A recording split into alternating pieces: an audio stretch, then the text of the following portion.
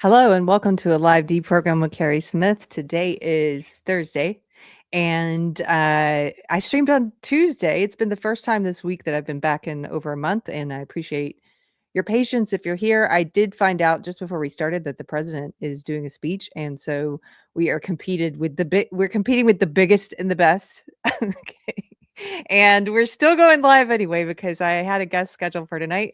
I'm very happy to have him back. His name is Mick Olson. He is a Christian commentator, writer, and podcaster, and he is waiting backstage. Here he is. Hello, Mick. How are How's it you? going?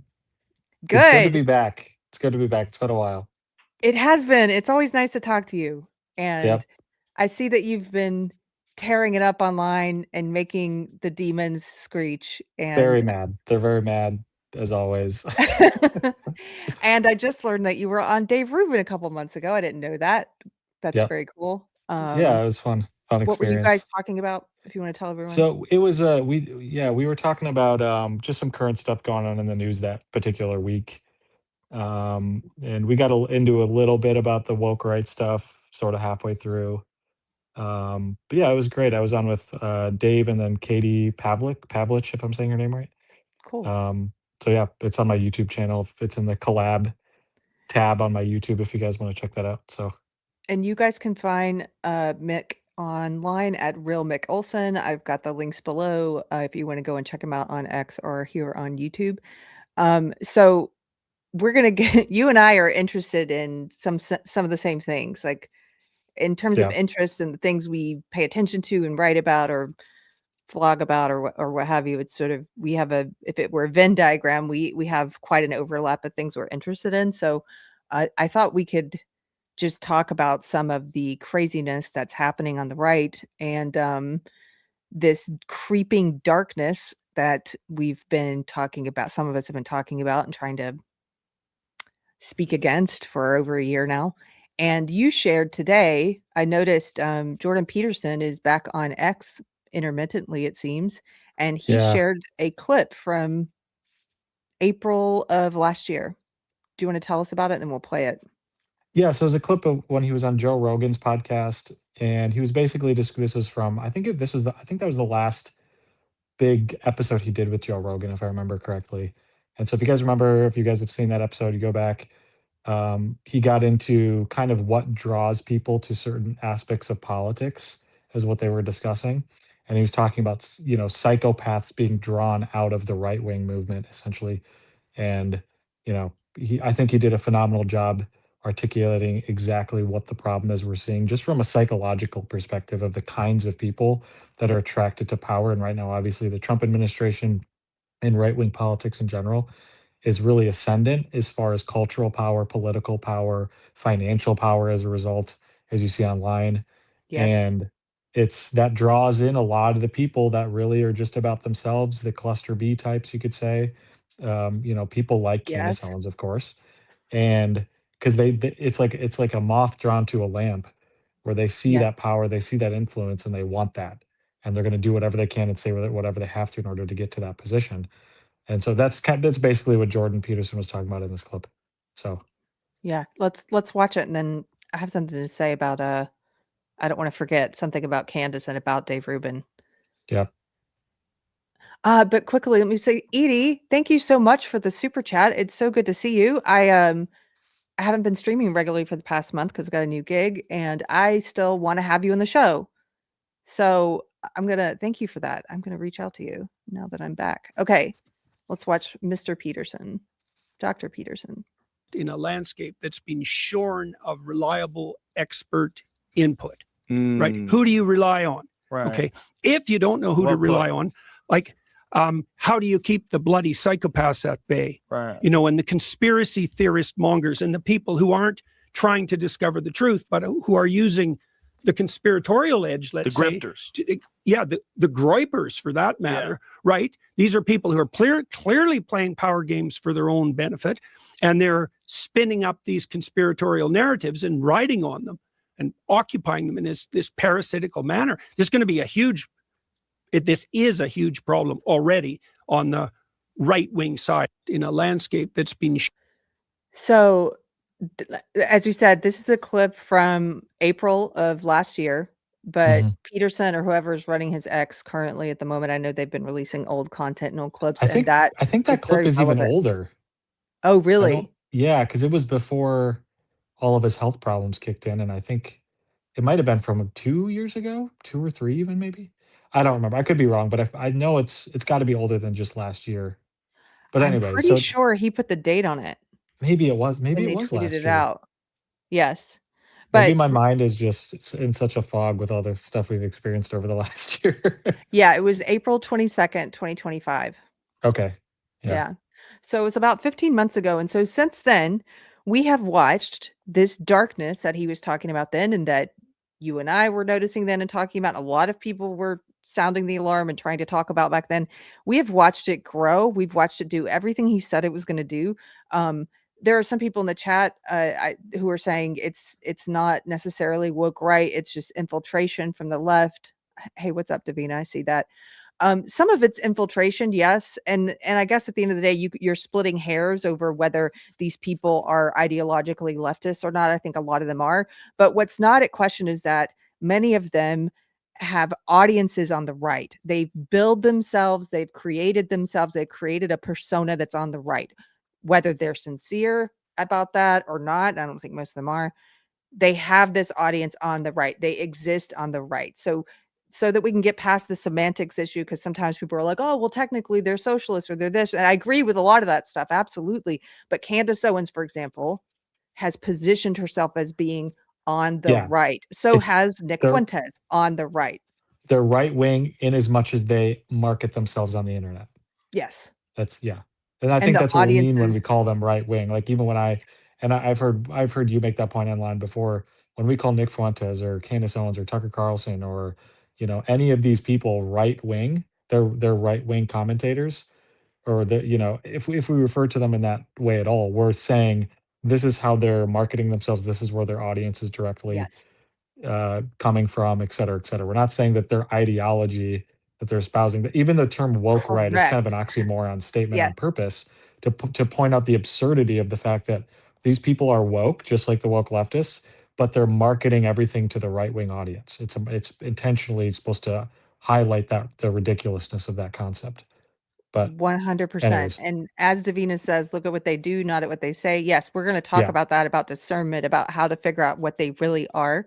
But for the purposes of identifying, like, look, who are the people they're preying on? They are preying on, for the most part, right-wing audiences, people who consider themselves conservative or in some cases Christian, politically right, MAGA. That's who they're preying on. That's who they're trying to demoralize, con, grift from, and turn against the Republican Party, turn against Christ, turn against the country, I would argue. So, yeah, um, so let me show you this video. I'm pretty sure you saw it. We talked about it beforehand. Um, this is a typical Candace Owens viewer, and it's a video of a married couple. Do you know which one I'm talking about? yes. This is one of the Okay. most. If you guys go, everybody watching this episode should go watch the podcast episode from the clip she's about to play.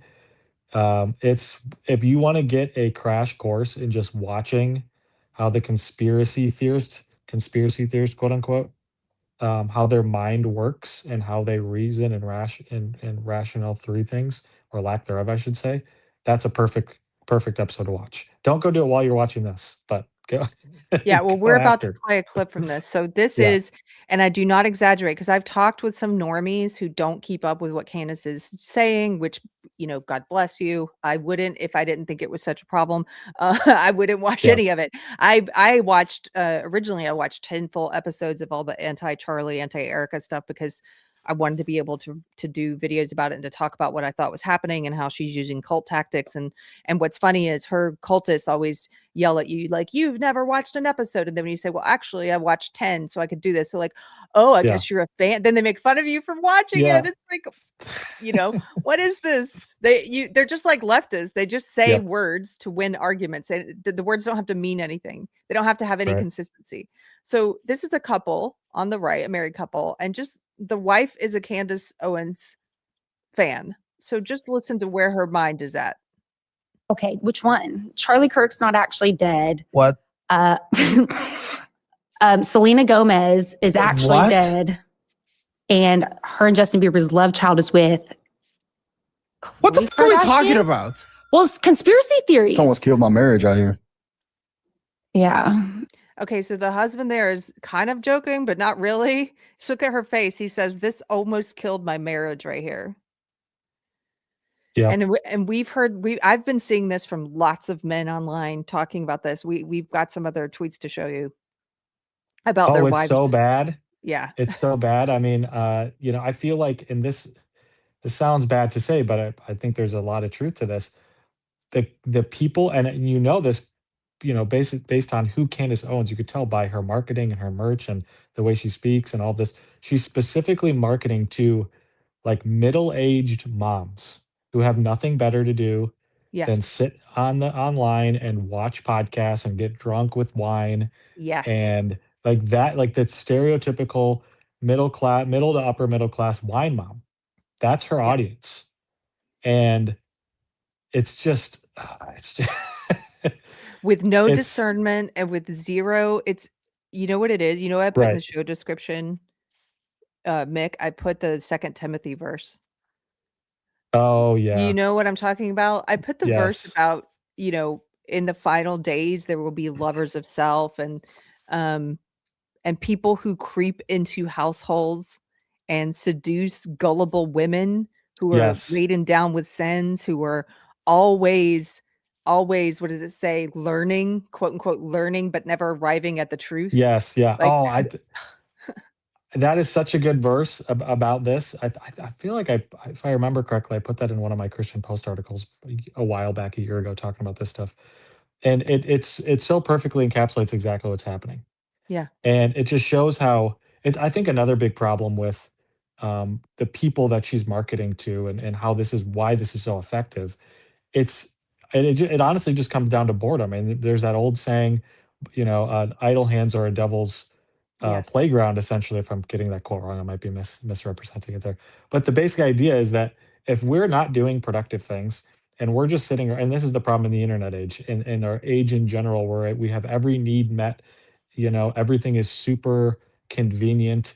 We're not really having to apply ourselves that much with things anymore, especially in the age of the internet and AI.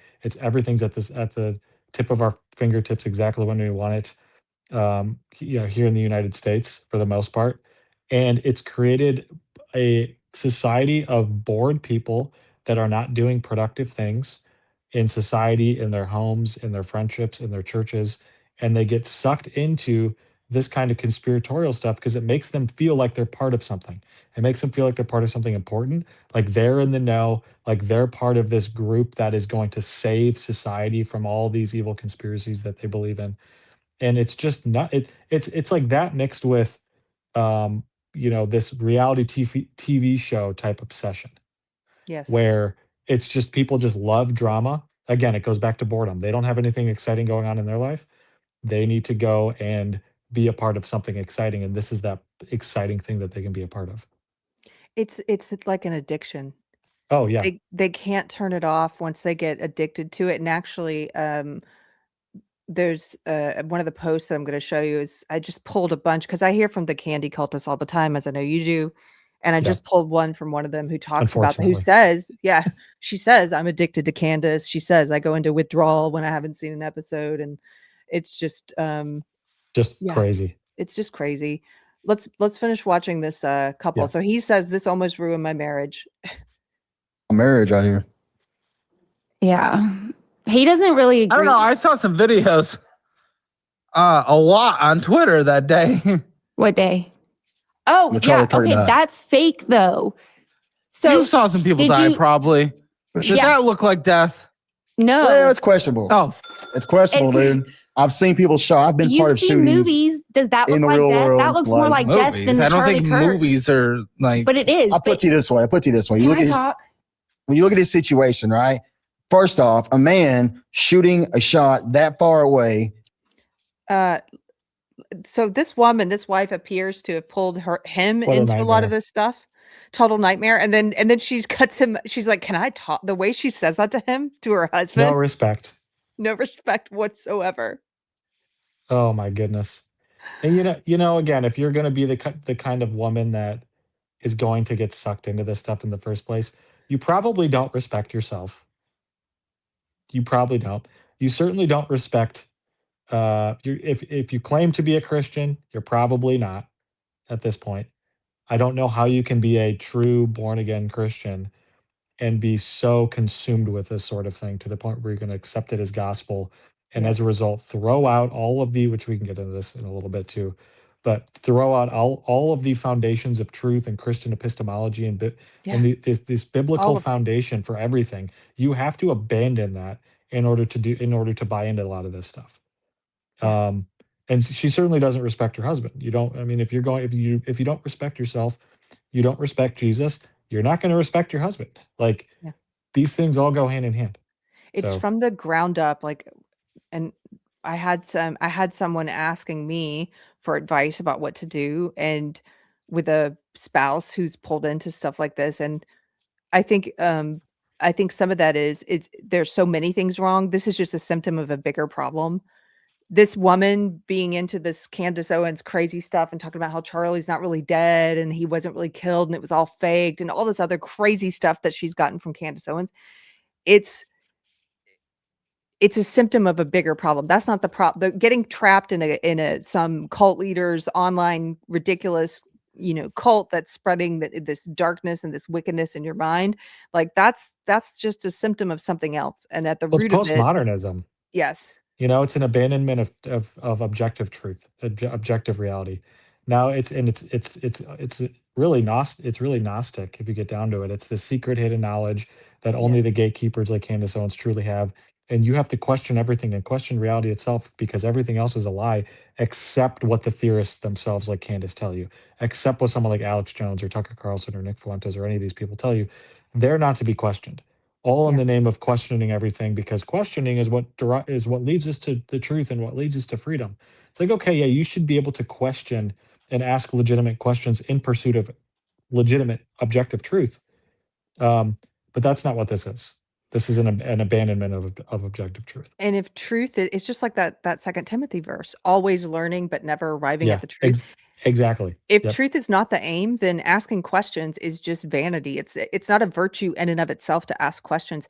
I was reading the Great Divorce by C.S. Lewis, and there was this great section that I took a picture of just so I would remember it. And it was this part where um two of the characters are talking to each other, and one is in heaven and one is in hell. And the character who is in heaven is talking about when they were young in academia and how they asked all these, and he said, our questions were not asked in honesty. We were asking questions, basically, he said, that we're going to get us book deals and get us, he didn't say clicks because this is before the, the clicks and Yeah. this whole podcast stand, but he was saying our questions were asked for personal gain. It wasn't because we weren't really trying to arrive at truth.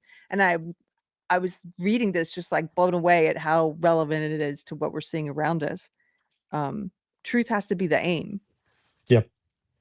It has to be, and not only truth, but there has to be an epistemological foundation for how we derive truth. And I think this is something that's gotten completely thrown out the window in modern media. This has been the case for a while, but it's certainly been put on display like never before. I would argue in the age of podcastistan, the modern political media apparatus that's happening right now, is that doesn't usually. And here's the thing, and I think this might be part of the reason why, at least strategically, is because if there's a place that you can actually arrive and discover what's true, that means that the train ends. There's a final stop, right? And if the train ends, well, you can't keep getting clicks. You can't keep getting an audience. You have to Yeah. constantly be stringing them. It's like a TV series. They end, Yeah. season 1 ends and they leave you on a cliffhanger. Why? So you come back for season 2. Why? Because if there's any conclusion to the story, or there's any string, like if the loop is completed, there's nowhere else to go. And so, This oh, go ahead. No, you're right. This describes, I'm just freaking out because this describes Candace Owens and her crazy theories. Like, they're not even Yeah. theories, they're just fantasies. They're not even theories, they're fantasies. Her crazy fantasies, her defamations, her lies, her slander. It's when I try to explain it to people who don't watch and they're like, what is she doing? What are these crazy women who are listening to her? What do they believe? And I'm like, well, at various points, she's alleged that it was a Mormon bee cult, and she arrived at this knowledge through dreams and noticing the flag of Utah had changed and it looked like a beehive on there, and the Mormons were It's using crazy. beehive these symbols, and then she took her kids out of schools because of the bees, and that this had something to do with Charlie's death. They were programming people like bees, and then it was, hey, there was no shooter on the roof. There was a trap door under the stage and tunnels. And then it was, no, there was there were people in the audience wearing maroon colored shirts. And she docs. I spoke with someone on Tuesday night, Mick, who was there that day and whose minor age son was there and happened to be wearing maroon. And he was one of the people that Candace put his picture up Oh my on goodness. her Yeah. show to millions of people so that her crazy cult doxed this kid, found out where he went to high school, was putting all this info online about her family. Like, so it was like Mormon bee cult, people wearing maroon. Then it was Egyptian planes are following Erica, and we can prove it, although she never proved it because it's ridiculous and you can't prove something that's not true. Yeah. But she kept promising she's going to put out this spreadsheet to show you where all the planes were. Never did, because she can't prove it, because she never comes with She never receipts does. ever. She just moves on to the next Ever. thing. Yeah. Ever. Then it was now she's on to exploding microphone. He wasn't shot, exploding microphone. She's also said it was remember there was it was the Macrones. Then it was this is one of the craziest ones. It was the Macrones, and the Macrones got the Israeli government to do it, and somehow Bibi Netanyahu's involved also, but also the French government. And then they killed Charlie because it was to send a message to Candace Owens, a secret message that only she could read the tea leaves and understand that Charlie was killed, to send a message to her to stop digging into the Macrones, because Macron's wife is not only secretly really a man, but was involved in the Stanford prison experiments. I'm not kidding. And she put this together by looking at like birthdays and military bases and this was all a secret, but it was all about her. Guess what? In narcissism, it's all about you, right? She and was, then well, just today, what'd she say today? So What'd she I was say gonna today? say really quickly with the Macron case, one of my favorite things about that is there was that big defamation suit against her, right? And Yeah. her whole thing was that Brigitte Macron, the president of France's wife, is a secretly a man, like a transgender man, was born a man, and she would take photos of her brother and say, "Oh, that's really her," right? But her brother showed up in court for one of and there was like tons of evidence they provided. And then what does Candace do? She never like backtracks or admits she was wrong No. about anything. She No. just quietly moves on to the next topic, Yes. quietly moves on to the next theory.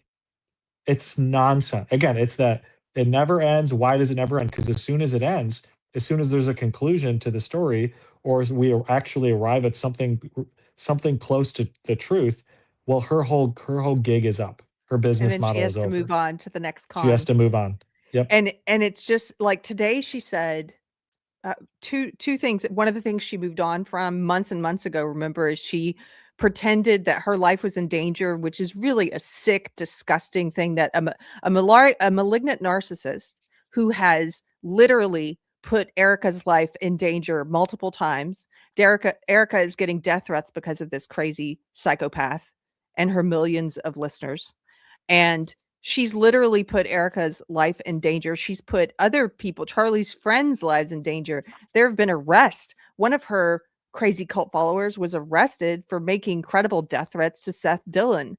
One was arrested for making death threats to Erica Kirk. Like this has led to actual people's lives being in danger.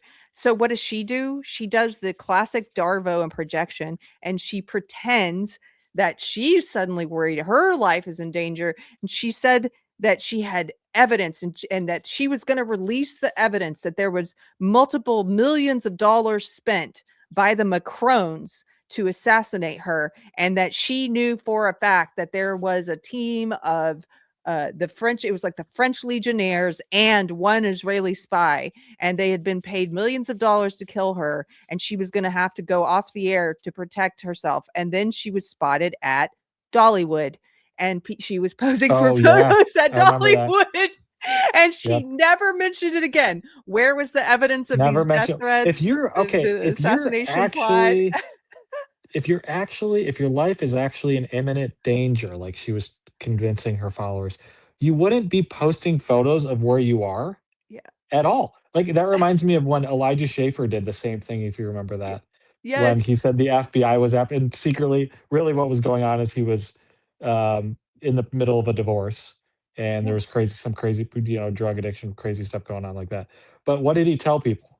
He told people that the FBI is after him, that he has to flee the country as a result, and nobody can know where he is. But then he's posting photos at the same time of the hotel that he's at, like of him at this hotel in like El Salvador or something like that. I'm like, why would you? You're not going to do this unless you're the dumbest person alive, which that might be the case. That just might be the honest answer with these people. Out but he was totally full of crap as well. Yeah, he was lying too, and we know he was lying. Candace is obviously lying. Like you're right, where it's these people think they're in a movie. They think they're in like a Mission Impossible movie, and they're Tom Cruise, and like everything they got to solve all the world's problems, and everyone's out to get them. It's ridiculous. It's so ridiculous. She came out today. If we have time, I'll show this too. She has circled back to the narcissism angle once again. It always comes back to her, right? Today, or maybe it was yesterday, she put out a video. I saw a clip of it where now she's saying that the original plot, again, these things there's no evidence for anything she says. She just says whatever she wants. No responsibility whatsoever. She doesn't measure her words. She doesn't follow any of scripture about measuring your words. She doesn't care about truth. None of the scripture about truth. She's willing to lie. She's willing to say things without thinking about it, without being slow to speak. She's willing to slander widows and cause death threats to Eric Kirk. Let me underline that again. She's willing to do all of that. And so she just says things. And so today she said that it was supposed to be her that was killed. She's making Charlie's murder about her. And that she thinks again, just says whatever, that Charlie must have gotten a phone call when he was in the Hamptons at this talent scout thing he was at, that she's tried to paint with this nefarious lies about what that was about. And she says when he was in the Hamptons that he must have gotten a phone call from Bibi Netanyahu. And she imagines that phone call was asking Charlie to get on board with assassinating her. And that he must have said no. Did you hear this? And that I did not hear this. This is today. And because Charlie refused to kill her, then they killed him. It's like, you're crazy. And it's the most naked display of malignant narcissism I've ever seen. That's insane. I've never seen anything like it. It's worse than people always criticize the mainstream media, CNN, MSNBC, etc., for being trash and lying to you and being full of narcissists and all this. And all that's true. But this is making them look like the good guys. This makes CNN look like the most honest, honorable people. That's how bad this is. And I'm not saying that in favor of CNN, but just to set the bar of how not only just like crackpot insane this stuff is, but how like demented and evil and narcissistic it actually is underneath all of the theories themselves. Yeah. I'm going to try to get through this. Let's play just a little bit more of this, the wife, and then I've got some other things to show you, Mick, and get your opinion on. A man has to be a child. Has to be very, very, very good. Maybe he got also just very lucky. But the bullet that was supposedly used would have blown up his I'll neck. say this. I was an expert shooter in the military. I scored perfect every single time I've shot a weapon in the military. The blood didn't even stain his clothes. Whatever, right? So where is he? Why would he do this? So he's so there's theories. There's theories. Okay, so he can either his wife, Erica Kirk, was in on it, or like in on the conspiracy, and she's in hiding with him. So we got some Candace watchers. Or yes, 100%. Okay. We know. Okay. We know. but You we think- don't know. For people who don't know what that means, Candace has these sayings that she does, much like a cult leader, that she repeats all the time, and now her audience repeats them. And one of them is her just outright bragging that she has no evidence for anything that she's saying. The phrase is, I don't know, but I know. And they all say this now. They all brag. They all Yeah. brag that they don't actually know, that they don't actually have any evidence for any of this. And But so then that's they what she's treat referring. everything they say as an Yeah. absolute matter of fact. This is the problem with these conspiracy theorists in general. Is like, it's not wrong to theorize about what you think could have happened, within the realm of reason. Obviously, it's not wrong to have an hypothesis or think about plausible outcomes. That's part of an investigation, right? You got to think outside the box a little bit. But again, in pursuit of the truth, there has to be a conclusion. If you're never willing to reach the conclusion, it's not about truth. But the problem is when they take the theory and they treat it like a established fact, to the point where it's not only an established fact, but so much so that if you even question the fact that it might not be established fact, you're somehow in on the conspiracy yourself. That's Yes. like, you've probably been accused of that a lot. I've been accused of Yes. that a lot. It's crazy. Yes, and they somehow have married this to the ridiculous, like, anti-Semitism and anti-Israel, and I mentioned those separately because, yes, they are two different things. Thank you, I know that, jerks. There's always some jerk who's like, "You can criticize Israel without criticizing the Jews," and I'm like, "Yeah, I know. That's why I mentioned both of them as separate things." But funny enough, I don't see a whole lot of people just criticizing Israel anymore. No. Like I mostly It's just see the two they're together. technically separate things. You're Yeah. right. But nowadays, I can't think of any examples in recent memory of seeing someone just do one. They're always the same. They They're always go always- together, or Yeah, one they- leads to the other very quickly. Yeah. The funny Yeah, a part lot is of the when time. the funny part, I see this almost every single time somebody says it in my comments. If I post something pro something Israel did, for example, or push back against the anti-Jew stuff specifically, there's always somebody that makes that statement like, "Oh, it's not that you can be anti the Israeli government and not be anti-Semitic." And you go and click on their profile, and it's just like, "F the Jews, F the Jews, F the Jews," like down the line on their it's every time, every Yes. time. It's It's funny anyways. because, like you said, they say that, and I'm like, "Yeah, I know that." Yeah. So if you were only criticizing Israel, like, I would be saying something else. But like you said, you click on their profile and it's always the Jews, the Jews. Anyway, Yeah. but they've married those things together. They've married this crazy Candace Owens, you know, Charlie was killed by a bee cult. No, it was Erica. No, also Andrew Colvett and all of his friends and family and pastors were involved, but also Trump was involved, but also the Macrons were involved, and also the Egyptians were involved, and then also they've married all this to the Israel hate as well. And at the top of all of it are the Jews, like what? The Jews is not, and on the top of the Jews is Benjamin Netanyahu. Yeah. And he's leading Jewish Central Command that is commanding all of these different things that have absolutely nothing to do with Right. each other. And if you don't agree, Keri, and if you you're don't agree, being paid you're being- $7,000 per tweet. And if you think this is crazy, because it is, you're also in on the conspiracy. Yes, you're paid. Yeah. It's Sorry, so it's so ridiculous. ridiculous. I've gotten to where I don't even bother arguing with them anymore. I'm just like, cha-ching! I just made $7,000. Like, if you're so stupid that you believe that, like, you deserve to be dunked on. That's all. Yeah. Yeah, Okay. you deserve to be made fun of at that point.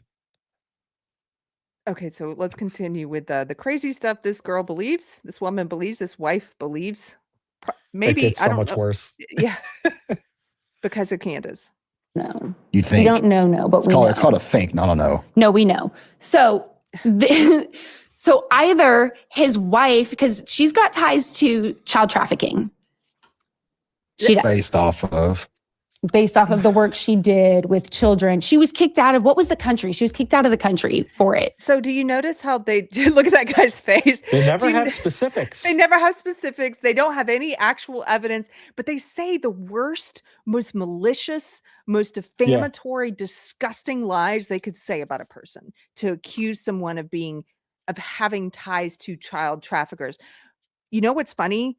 This is something darkly funny that you can go and look up that's an actual tie to child traffickers. John Mappin, the Scientologist backer of Candace Owens, the rich bazillionaire, whatever he is, Scientologist backer of Candace Owens, he's so creepy. That guy has ties to Epstein. He's in the Epstein files, and not as some anonymous call where, anybody could be in there as some anonymous report. He's in the little black book. You can go look that up. So, hey, there's a tie. Candace Owens backer was in Epstein's little black book. But Candace is never going to talk about that. No. For sure not. Yeah. No, but then they this crazy woman just feels so comfortable speaking so carelessly and recklessly and she's a part of evil when she's doing this. She is a part of character defamation of Erica Kirk. Oh, totally. She was kicked out of the country for it.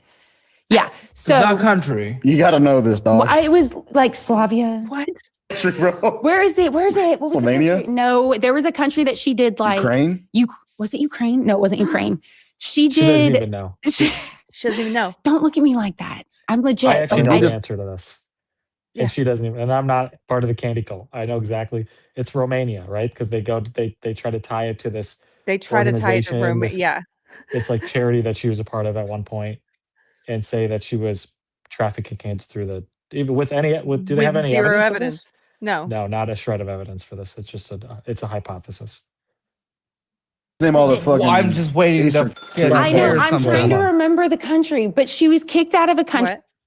I was going to say, but if you question that hypothesis that has no evidence attached to it, you're also part of the child trafficking operation.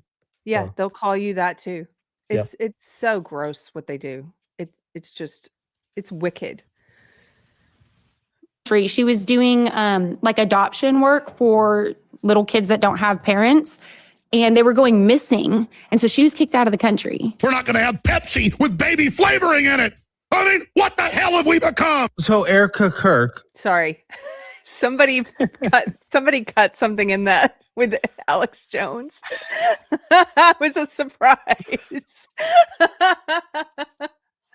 Okay, we can stop. There's more. This woman goes on and on. As you said, people should watch that whole episode. It's just one of the most crazy things. It just shows how detached from reality someone can be. And the crazy part about these conspiracy theorist types is they just at the surface, a lot of times they look like normal people. They don't look like crackpot weirdos on the side of the street that are just stringed out and someone that you picture in your mind, outwardly representing these kinds of these kinds of views. And they're not like Alex Jones, just crazy screaming, out there, eccentric. They're just like normal people you'll see at Target or see, at your church even, and yet their minds are just so warped. They believe the craziest things. It's nuts. They believe, and as you mentioned, this woman couldn't even believe the details of the lie, much less she has not checked them out to see if there's any validity to them. So, for example, if anyone's wondering, no, Erica Kirk has never been kicked out of Romania. She's never been deported from Romania. She's never been banned from Romania. Her charity, which was for orphans, has not been kicked out of Romania or banned from Romania or charged with anything nefarious. Or there's literally, the thing about normal people is normal people don't understand how psychopaths operate. And when a psychopath like Candace Owens just makes something up out of thin air and puts it out there, well, she's got millions of followers. She must be, they can't imagine, because they would never, most normal people can't imagine never being lied to that egregiously. Yes. Yeah. And they would never make something up out of whole cloth like that. And they have trouble understanding evil people who do. And so they always assume there must be something to it. It must be based in something, right? Like it must come from somewhere. It comes from her wicked little mind is where it comes from her wicked little heart. That's it. So, Yeah. I mean, we see this all the time. We see this with really, I mean, there's so many of these people doing this now as a business model. It's all like what you said before, it's all about them. Whether or not the theories themselves lead or connect to them personally, like what Candace does, whether they don't, at the end of the day, they're just trying to fuel their own audience, they're trying to get engagement online, they're trying to get clicks, and they have to keep saying more and more and more crazy things. That's another point. Not only does the train never end, because once you arrive at truth, then their whole gig is up, but it has to continually at each stop get worse and more extreme to Yeah. keep the viewers more interested. Again, it's like think about how all you got to do is think about how a reality TV show operates. That's exactly what this stuff is. It is a reality TV show, and just as detached from reality as a reality TV show, ironically. Except real people, the real people that it's spinning all this fiction, this evil, ridiculous fiction about, like they're real people and they're suffering real consequences of all of this wickedness. Like they are getting death threats. Yeah. Their characters are being besmirched. They're being defamed. They're having to just the like the incredible grace It's that Erica shows, waking up every day with this evil, demonic psychopath targeting her relentlessly ever since the murder of her husband, and all of her millions of listeners, you know, some of them being inspired to repeat all of this wickedness against her every day, and to wake up and to just ignore it as much as she does. She rarely addresses it ever. Yep. She just does the Yeah, work. and the thing about her, like you'll ask people the specifics of what exactly, and I've had this conversation with people online. What exactly is a specific thing you don't like about Erica Kirk right now? Like what's a specific detail, a specific point of actual evidence that you can provide that would justify your obsessive hatred of her, Yeah. obsessive judgment of her? What would actually justify that? And they never have any specifics other than something like, well, I don't like the color of the pants she wore. Her pants Yeah. had sparkles on it. Yeah. Like there was fireworks on the stage she was speaking at. Yeah, they Okay? were and Like, that you don't have to blows my like that. mind because that was Charlie. That's an homage to Charlie. That's doing what Yeah. Charlie liked and enjoyed. He had fireworks at every single show they did, all of the M-Fests. Like that's how he did the shows. So all of that is such a dishonest criticism, and it's so I'm sorry, I'm getting riled up. I know Well, you're not saying this, Mick. yeah. I'm like talking to you No, like I'm yeah. arguing with one of them. No. Like the point I'm making is like for even me personally, for years I've had some serious qualms with Turning Point USA. I've had some serious Yes. disagreements with Erica and Charlie, and I vocalized those on Twitter. I vocalized those elsewhere. That's not the problem. The problem is when even all the theatrics. I'm not a fan of that with Turning Point USA. I'm not Yeah. personally. But that doesn't mean that doesn't justify hatred or accusing someone of committing a crime or Of whatever murder. else they've slandered her with, committing murder, child trafficking, involving not only in murder but the death of her own husband, whatever you want to do, however you want to spin this, all the things they've accused her of, all of those things, most of that is just personal preference as far as the glitter pants and the fireworks, and it's like, yeah, you might not like that. Who cares? It's not That doesn't you. justify It's you not your committing a company. sin against her. Exactly. Like it's not your company. It's not your life. They're doing what they do. You might not like their style. That's fine. Doesn't mean that you are now justified in slandering this woman Yeah. and treating her the way that you're treating. Speaking of the people that are doing this. Yeah. So, which should be obvious. Like it sounds obvious to say that. I sound dumb even having to say that out loud. But here we are in No, a but world where here we that's are not in so obvious anymore. 2026 where you have to say that. Yeah. So let me show you a couple of things. So somebody in the chat was asking, are people's marriages being affected? Yes. So that was part of what we're going to talk about today, because today Candace Owens decided to make fun of a husband who went to Frank Turek for advice on what to do about his wife who had fallen into this crazy, wicked Candace cult. And she was laughing and making fun of it, of a marriage potentially on the brink because of her. And it's not the first time. This is a trend that if you are online, you have started to notice this, or if you have friends who've been pulled into this crazy Candace cult, you've started to notice this in real life. This is from December. And this was on one of Megyn Kelly's posts. Megyn Kelly, biggest disappointment of 2025 of last year, who continually tries to play it both ways and will not call out Candace, but then tries to pretend like that people, I don't know who they are, but there are people out there who should stop attacking Erica. Yeah. Yeah. And so she shared something, and below it, a husband tweeted at her and said, "Candace has turned my wife into an anti-Semite. You are a coward." And that was from December. Wow. There's another one. Let me see if I can share this one. I posted about this I posted about it in December and again in February it was in February is the second time I shared about it because Matt Walsh had done his video that was debunking a lot of the crazy Candace Owens crap. And I shared that video and I said, if you have a wife or a friend or someone who's in the Candace cult, maybe you should share this Matt Walsh video with them back in February, because it helps to dispel a lot of her crazy fantasies with facts. Mm-hmm. And, I had mentioned there are a lot of husbands who were posting about how they're losing their wives to this Candace crap. And so this happened in my comments, Mick. I've removed their names so you can't see their names, but the husband is in black and the wife is in pink there. And the husband posted in my comments, "Thanks for the post. I am, it appears, not uniquely in need of this advice." Now, first of all, don't do this. Don't call your wife out publicly, like in somebody's comments. I feel for you. So I don't want to, people react differently when they're going through something hard. And so he may not have been thinking correctly, but it's very likely going to make things worse, because now you're publicly putting your wife on blast. He said, "Thanks for the post. It appears I'm not uniquely in need of this advice." So then his wife shows up. She's in pink there. And I just blacked out his name where she was replying to him. And she says, "You literally said last night that Trump needed to be praised, but have a problem with Candace and only Candace. No one else I watch who is going harder for the truth. Sounds like you're in a cult. If you ask me, Trump's defending PDFs, pedophiles, and murderers and cannibals, and that's not a cult."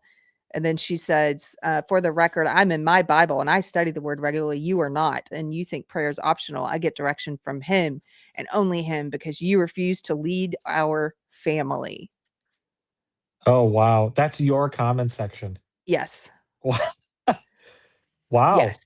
So I hid those because I just didn't want anyone else to see this married couple bickering publicly about it. But I know those aren't the only ones. I've also gotten messages, like, I know people, this is happening. This isn't some thing that Frank Turek made up. Like, there are marriages, and this, and friendships that are being put to the test right now because one party has fallen into this crazy demonic pit.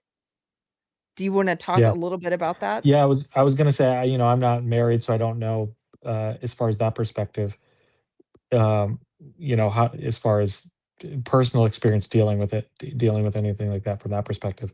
But I do know what that's like to deal with that with certain friends. I do know people in real life that have gotten sucked into the not only Candace orbit, but just the woke right orbit in general, where they're starting to buy into a lot of the conspiracy theories, especially those that want to blame the Jews for everything. This critical Jew theory, critical race theory, Jew edition, which is what's been floating around and obviously connected to a large majority of the conspiracies that Candace spins. That seems to be, I guess, speaking of the train, that could be that's like the last stop on their train, is just overt rabid anti-Semitism.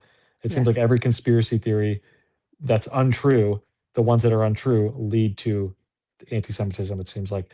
And so I know people that have got sucked into that. It's made the friendships weird. It's like, I've tried to reach out to some of these people that I know, and it doesn't usually go well. They just kind of, it is like a cult where it's like they have their frame of thinking that they've been indoctrinated to think in terms of, and they can't think in any other terms. It's like, it's a spiritual blindness almost to the truth. and they're really not. There's certainly, I don't think people in this space or in this headspace are spiritually healthy or mentally healthy or these types of things. You have to be to some degree in a dark place in order to even arrive at that destination Yes. with Candace Owens or with Tucker Carlson or with Nick Fuentes or these people. Because so much of it is so obviously anti-Christian. It's so obviously anti-scripture. Something as simple as, how we're supposed to treat widows. Doesn't matter if you don't like them. Doesn't matter Yeah. if you don't like the color pants they wear. Doesn't matter if you don't like the job they have. There's a clear command in scripture on how to treat widows. In the book of Amos, for example, it talks about pleading the case of the widow and how the whole nation of Israel was looked down on by God, was judged by God because they weren't doing basic things like caring for orphans and pleading the case of the widow. This is a clear command you see again in the New Testament, how we're supposed to treat these people. And again, don't care if you don't like them. Don't care if you don't like things they say politically. Don't care if you don't like whether or not they have glitter on their pants. Yeah. Who cares? All that's irrelevant because we have a clear objective command on how to treat people.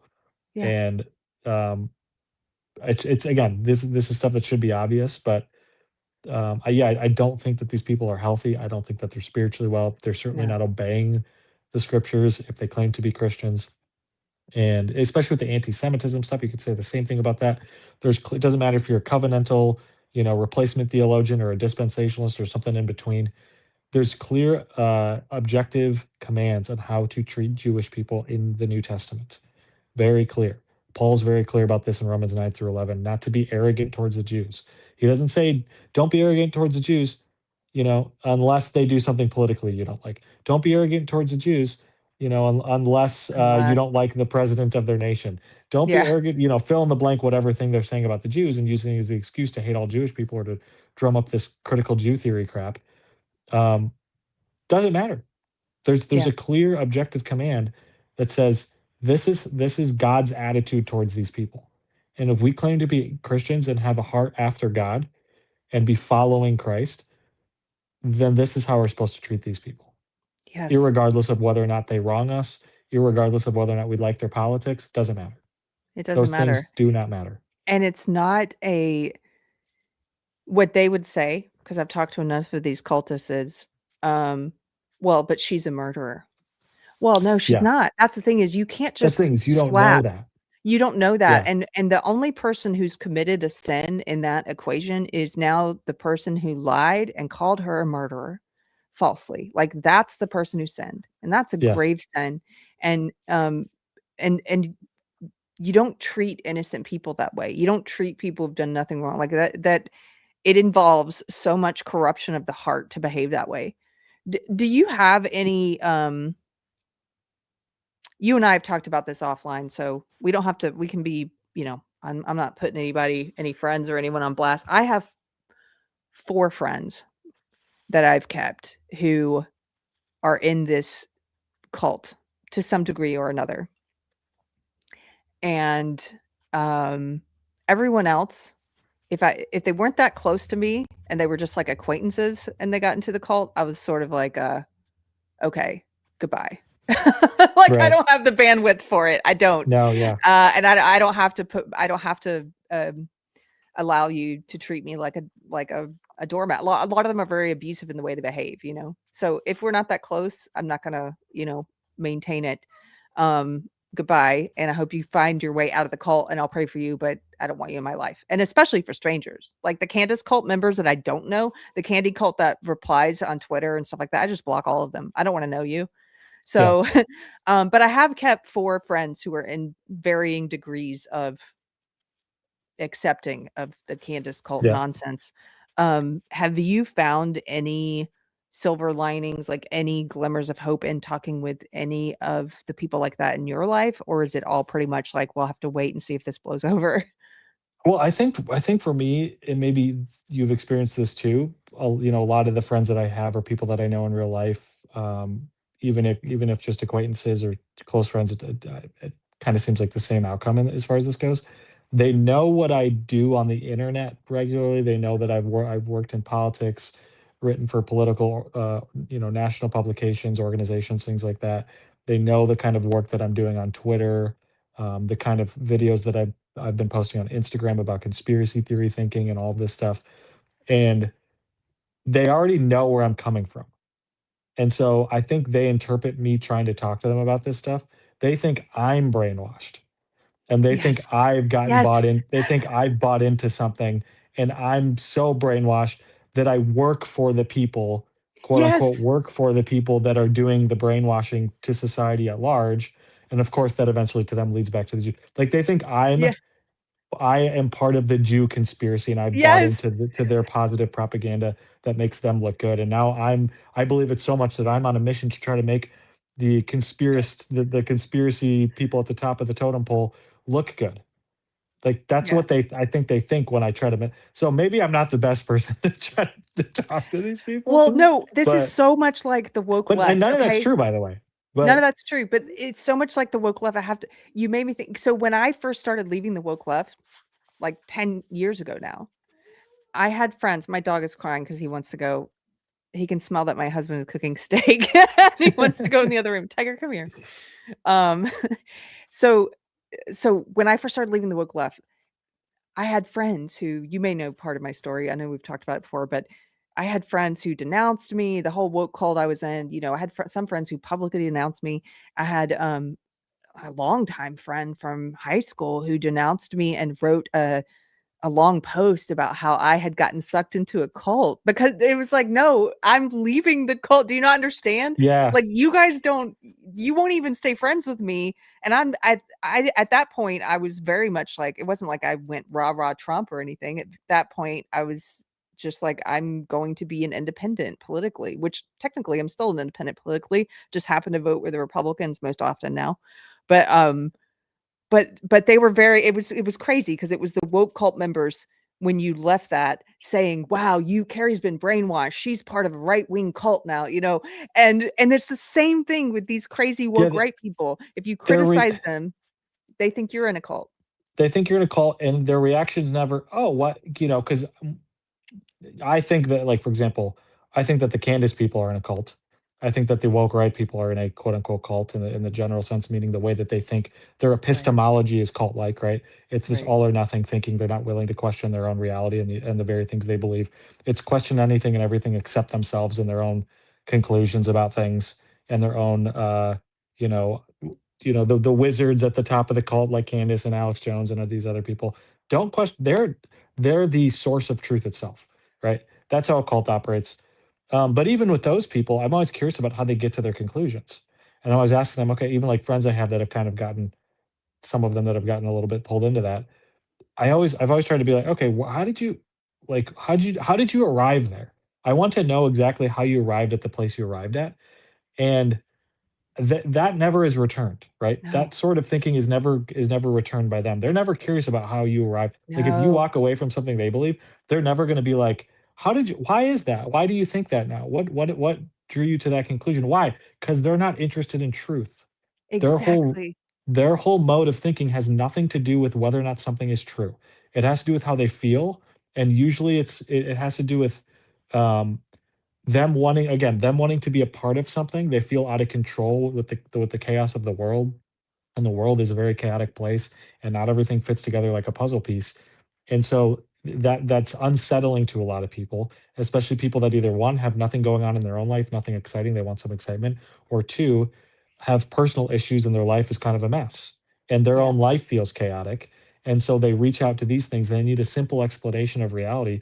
And the thing about these conspiracy theories is it offers a simple explanation of reality that Yes. they feel like they can stomach. And then you questioning the theory is like is like an attack on their identity because it's attached to that very fear that they have in the first place. That's very personal. So Yes. it's trying to get point I'm all sorry, this is kind of all over the place. No, But I there's a love it. lot I'm of taking different like notes because webs that's yeah, this goes in a lot of different directions. yeah. But the point of this is um, it has nothing to do with truth. And so trying to convince them out of the theory or out of the mode of thinking really with logic or with reason or with a correct epistemology at the forefront, it's an impossible task. You're going to be running in circles. they're going to just, as a result of you trying to provide evidence, they're going to think you're brainwashed and you're part of the cult and you're part of the conspiracy. Because the conspiracy theorizers and the people in on the conspiracy theory, they're going to try to convince you that they're the logical ones, they're the rational ones, and any evidence they provide you is somehow warped and twisted and untrue. And so even us presenting evidence to disprove anything they're saying is proof that their reality is reality. Obviously it's not, but it's so twisted.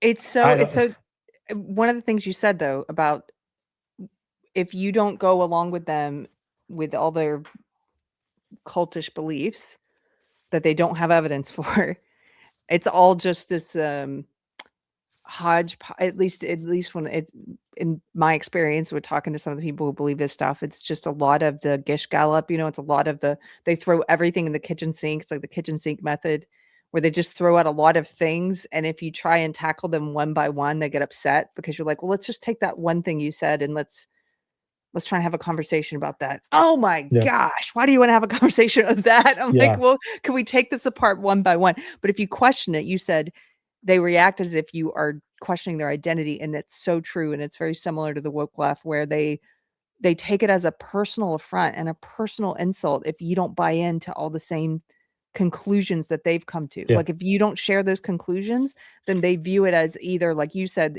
that they think you're part of the conspiracy and you're being paid or whatever. Or I guess if you're close enough, and this has happened in 3 cases where if you're close enough, they believe, well, you're not being paid, Keri, but you're just stupid. Yeah. Like, which is fine. I prefer that, because at least it's like they know my heart. And so they can't explain it any other way. And so they think, well, you're just dumb. And I'm like, they well, think thank you that for like you the haven't grace. arrived. This is where it's kind Right. of woke and Gnostic in their epistemology. You haven't arrived at the place of knowledge that I've arrived at, and you just can't. You still have the blinders on. You can't see correctly. Yeah. And again, all you have to do as a rational person to pick that apart is ask for evidence. Okay, if it's so obvious, apparently, please provide me the evidence and actual evidence that led you to that conclusion. They never do. It's No. always a theory in their head, or like a narrative that they tell themselves, and that's the lens they're looking through, and then they interpret everything through that narrative, irregardless of whether or not the evidence actually leads you to that conclusion. Yeah. It's and again, if you're thinking that way, it has more to do with your identity than with truth. I think that's the important takeaway here for people, is like, if you know people like this, trying to sit and reason with them is only going to make them more angry. It's only going to make them lash out more. It's only going to almost harden them in their belief. Yeah. You have to it's almost an ego thing. You have to find out what exactly it is in their personality or in their ego that is holding them to this system of thought. And I mean, it's probably a different answer for everybody, including people that are married, whose spouses are going through this thing. I don't know. Like, I can tell you one thing though. It has nothing to do with whether or not they're a smart person. It has nothing to do with whether or not that they understand how to logically think through things. Because a lot of these people actually are smart people. They've just gotten sucked into an identity that's warping their ability to actually apply their capabilities to reality or to the theories that they're. Intelligence has nothing to do with it. That is a great point. I will say, on average, most of the candy cult people I've interacted with online, the strangers anyway, who come and attack me, most of them seem very low IQ. Like this woman we just watched with her husband, that's a low IQ person. But I do know high IQ people who have bought into some of this stuff. And that's just goes back to something I've talked about before. It's the same with the woke left cult. It's on average, if you look at any distribution of IQ, like on average, the people who are in the woke left cult are, well, they're average. They're not necessarily low or high. They're like mid IQ, but there are some high IQ people in the woke left cult as well. And cults are not, people seem to think that smart people don't fall into cults, and that's just not true. It's not a barrier to cult membership. In fact, sometimes your high IQ can work against you, and it's almost like, I've heard people talk about before, like it's sort of like an engine in a car, your IQ.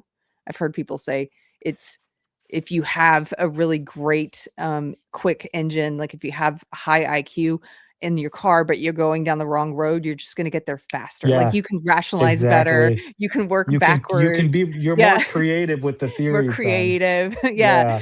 Yeah. And look at Heaven's Gate. That's the one example I point to most often is like, that was a cult that had a lot of people in it with a high IQ. So it's not a barrier to joining a cult. So Yeah. And I think too, something to point out is with these conspiracy theorist types, it kind of what I said before, it's fear.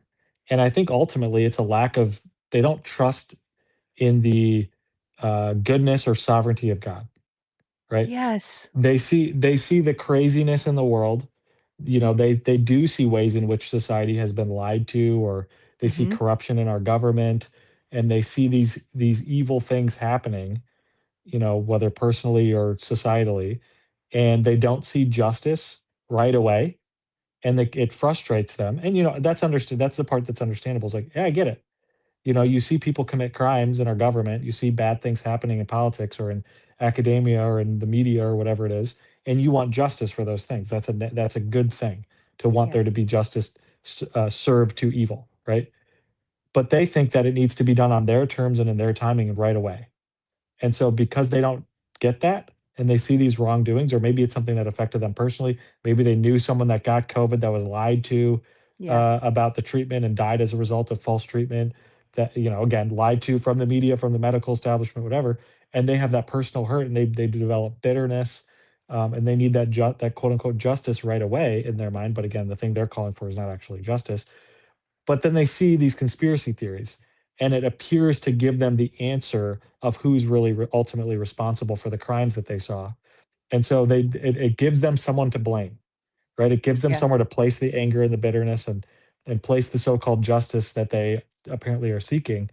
And of course, what's the convenient scapegoat lately? It's the Jews. The Jews are the ones responsible for my mom dying of COVID. The Jews are the ones responsible for my storefront being burned down during BLM. The Jews are like, it gives them the name, and it gives them a name and a face, but they're not trusting the sovereignty of God. God's No. the one that's going to handle justice at the end of the day. God's the one that's going to hold these people responsible. Not saying that the governing authorities don't have responsibility to do that here and now. They do, and we as Christians should do what we can to encourage that. But at the same time, if it's not served right away, and if you don't have a name in the face for the wrongdoing that you see, that you can punish and go after right away, that's okay. Like, God is in control; He'll take care of it. People need to learn to let go of what they think the outcome is going to be. It's this Yeah. goes back to this fear and control, and it's placing themselves at the center of the universe as the core identity that needs to be satisfied, rather than resting their identity in Christ. Because Yes. once you rest your identity in Christ, you don't have to worry about all this stuff. You don't have to save the world. You don't have to punish every Yes. villain. Like, that's the antidote. So There, thank you so much for saying this, because this is the root of the problem, in my opinion. It's not an IQ thing, it's a Christ thing. yep, And when you believe in Christ, when it's not just a believing in him, but when Christ is like taking away your burdens, like you have the when it talks about uh gosh, what is it? The yoke. The yoke is light. Like you are carrying a yoke, you're a slave to Christ, but the yoke is light compared to the yoke you used to have, right? The yoke of the world. yep. He takes away that it's not on you as an individual to save the world. And it also, you have that peace throughout difficulties and through trials, because like, as you said, we know who the Alpha and the Omega is. We know who every knee will bow at the end of time. We know that there will be justice, that things will be in order. And so it takes away that need to just constantly like try and control things, or to the false belief that we're God and that we can control justice and That we time and can all these know different things, everything. and we Again, can going know back to the everything. conspiracy Yeah. thinking. Yeah, they want to be. It's fear and anxiety and bitterness that's born out of a desire to be God themselves. I Yes. think that's really what it is. It's a desire to be, like you said, it's that fear of, so for example, the COVID years, the BLM years and the COVID years really wrecked us in a lot of ways that we're still reeling from. We're going to be reeling from for a very long time, because for a lot of people, it was the first time that the truth was revealed, that sort of like the curtain was pulled back and they could see that governments lie to you, the medical establishment lies to you, the media lies to you, politicians lie to you. You can't trust man. You can't trust any of these institutions, and people don't know what to have faith in. And so they want to have faith in something, though. And if they don't have faith in Christ, they're putting it into these false gods. They're putting it into podcasters, influencers, crazy conspiracy theories, things that give them these cut and dry answers of like, we don't know, but we know. And, this is the scapegoat. This is the bad guy. This is, and it gives them that sense of like, oh, my feet are on solid ground again, except your feet are not on solid ground. You're on shifting sands yet again. Again, you've put it in something that is not going to stand the test of time. That's not truth. But it gives you that false sense of security where you're like, oh, I've got it figured out. I know, like you said, this Gnostic cult where it's sort of, I've got the secret knowledge and I know who the bad guys are and who the good guys are. And that's just not, that's not what's happening.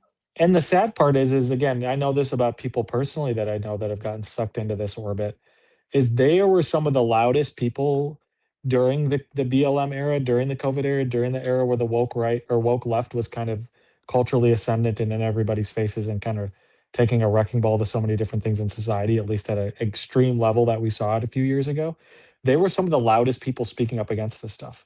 They were some of the loudest people speaking up against the BLM critical race theory, some of the loudest people speaking up against the COVID tyranny, some of the loudest people speaking up against some of the medical establishment and the lies and different things that are going on there. And yet, and they made fun of the mindset of what led the woke left to be the woke left. And some of them named it quite accurately and specifically, but now they're doing the same thing. It's like they didn't learn their lesson. They're engaging in the exact same behavior, exact same mode of thinking that led the woke left to become the woke left. Again, that's why we call it the woke right, this oxymoron statement, because they're really the same as the woke left. They're just wearing a right-wing mask. Yes, they're just wearing the right-wing mask. Absolutely. Yep. I apologize. I was a little distracted at the beginning of what you were saying there because my dog, he needed the steak and I had to text my husband to come get him. Sorry. Because he was about to be very loud. Eat steak. You got to eat steak, I guess.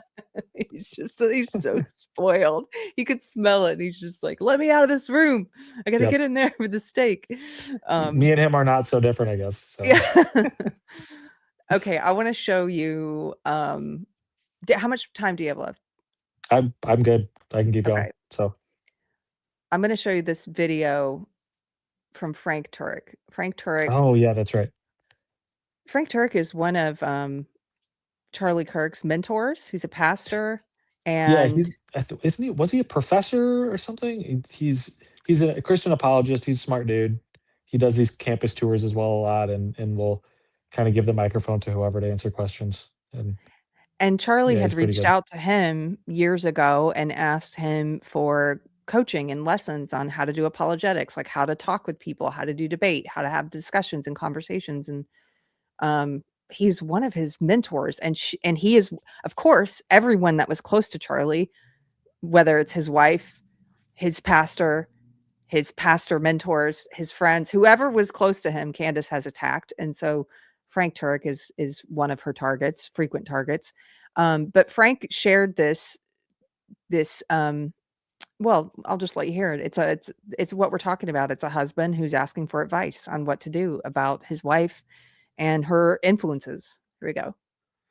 I'm writing because I'm at a point of desperation, and I'm hoping you might offer some biblical wisdom or practical advice. My wife and I are both Christians, but over the past several months, she has become deeply influenced by Candace Owens' recent content regarding you, Israel, and a number of broader conspiracy-related topics. She has come to believe that you are dishonest and you are a false teacher, and even that you are involved in criminal wrongdoing. She also believes that there are vast hidden forces controlling world events, governments, media, and churches. From everything I've studied over the years, I've reached a very different conclusion. I continue to believe you are sincerely serving Christ through apologetics. Well, I don't think any human being is beyond criticism. I know I'm certainly not. I have not seen credible evidence to support the accusations that are being made against you. What concerns me most isn't simply that we disagree, It's that these beliefs have become central to our conversations and are creating an ever-widening divide in our marriage. Almost every discussion eventually returns to these subjects, and it has become increasingly difficult to have peaceful conversations. Let me pause right here. This reminds me of the proverb that talks about one of the things God hates, and that's someone who causes dissension among the brothers. Yep. All right, let me continue. Here, pause it. I've tried listening carefully. I've tried asking questions instead of arguing. I've tried examining. What'd you say? That's what I was going to just say really quickly. That's a good point, and I think that's exactly what you see from. You saw that from the woke left, right? You saw that from woke left pastors that were buying into this stuff and spreading this in their congregation, and then people would protest the false teaching from the woke left progressive type pastors that were buying into some of this stuff, the critical race theory, whatever, right? Postmodern type thinking.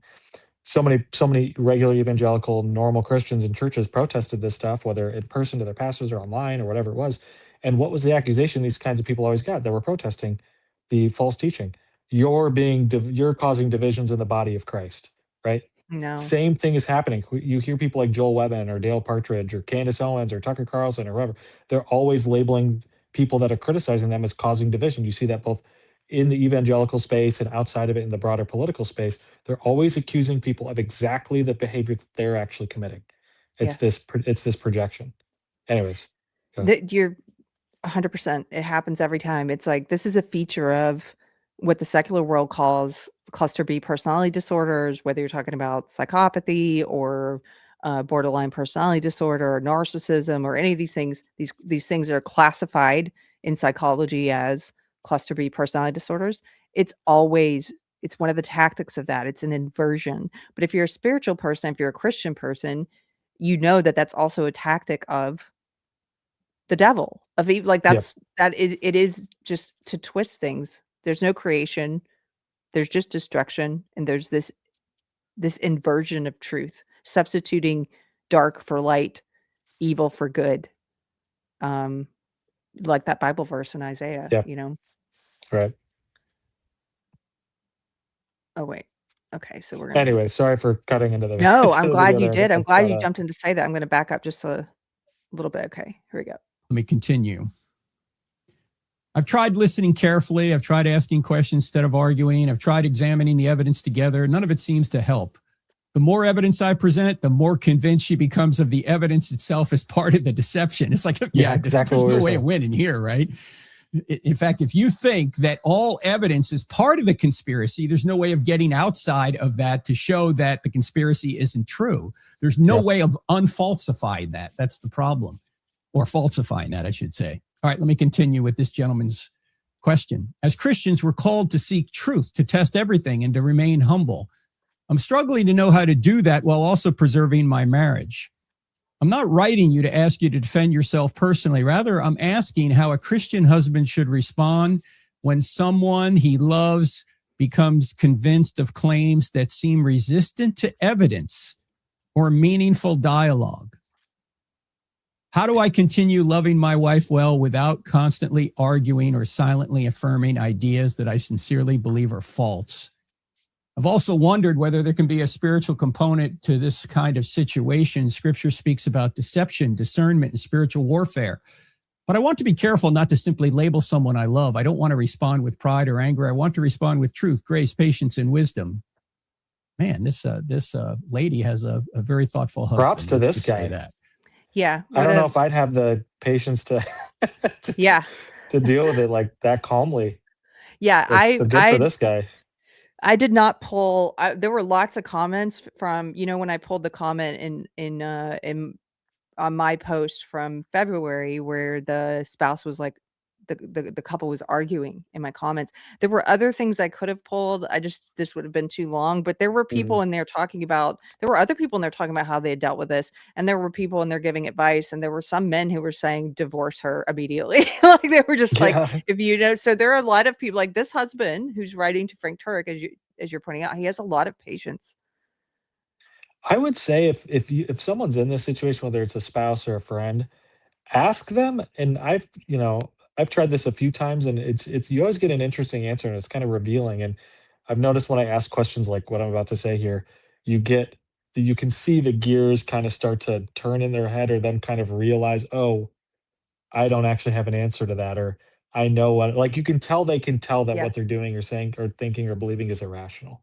Yes. Ask them what would be the requirement for evidence to disprove the conspiracy theory in their Like minds. Peter Boghossian does, where it's sort of, where Yeah. he's saying, what would it take for you to change your mind? And a lot of Yes. these Yeah. Candace people, if they say back to you, nothing would ever cause me to doubt what Candace is saying, that person is very far gone, because they're Yeah. admitting that there's no evidence that would cause that belief that they have is not rooted.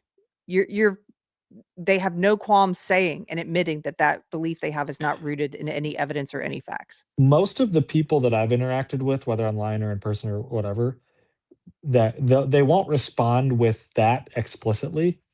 Maybe some extreme cases. It usually is they will say that, but in a very roundabout way that makes it sound like they're not saying that.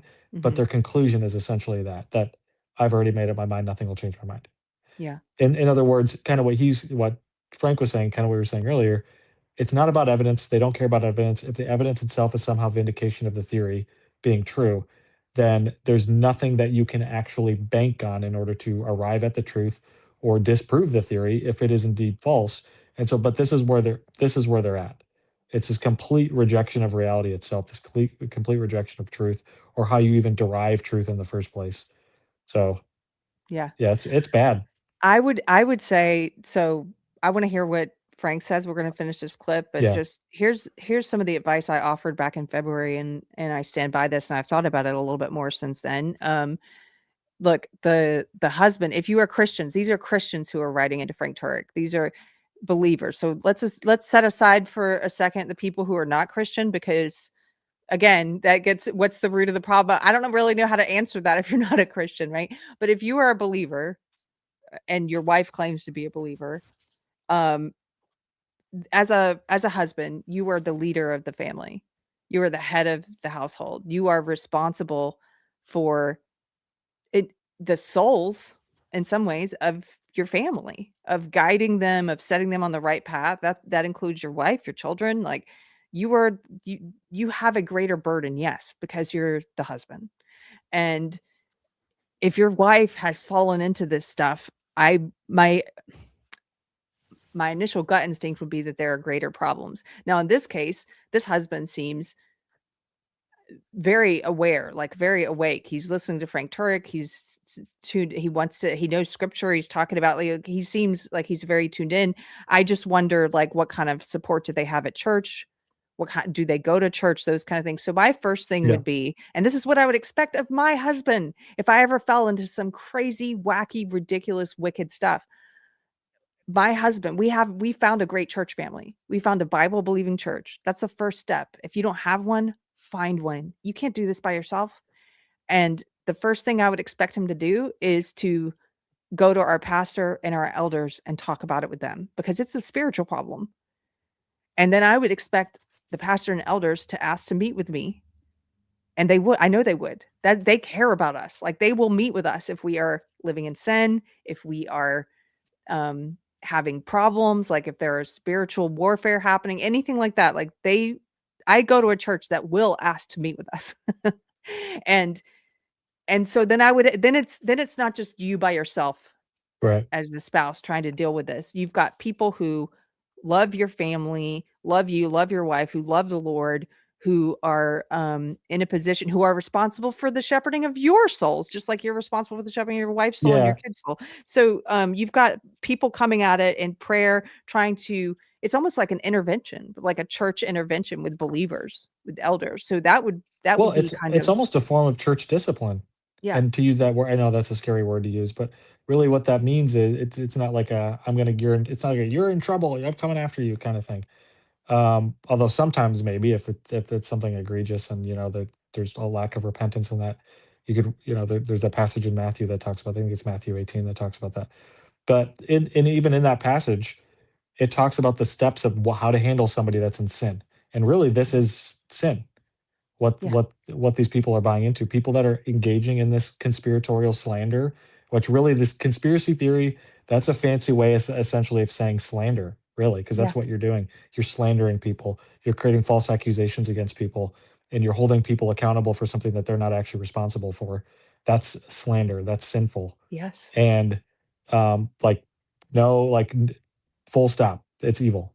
And you could treat that really as a church discipline issue. If you're a member of a church, if you're your family goes to a church, you're a husband and your wife is engaging in this stuff, would you exactly what you're saying, Keri? You can't do this alone. There's no way you could talk somebody out of this alone. You need the church, you need other Christians, you need spiritual leadership, you need church leadership to help you, you need Christian friends and family members to help you. You go to And them. prayer warriors. And prayer. You go to them, you go to your pastors, you do the Matthew 18 thing. If you confront them, if they're not willing to hear you, then you bring other people in. If that doesn't work, then you bring in church leadership and make it a matter of church discipline. Like, Yes. if it's, again, speaking to Christians specifically, if you're not a Christian, If you're not a Christian, different advice. you don't have your Yeah. identity is already only rooted in yourself, which is exactly why you're in the position you're in the first place. But if you claim to be a Christian, like, this is how you deal with this kind of stuff. This is what you were talking about, having a foundation for how do you arrive at truth. And if you are a Christian, you've said, I've committed my life to Christ being the truth, to the Bible being God's word. Like, there's something outside of myself to point to that gives us, it's like a roadmap.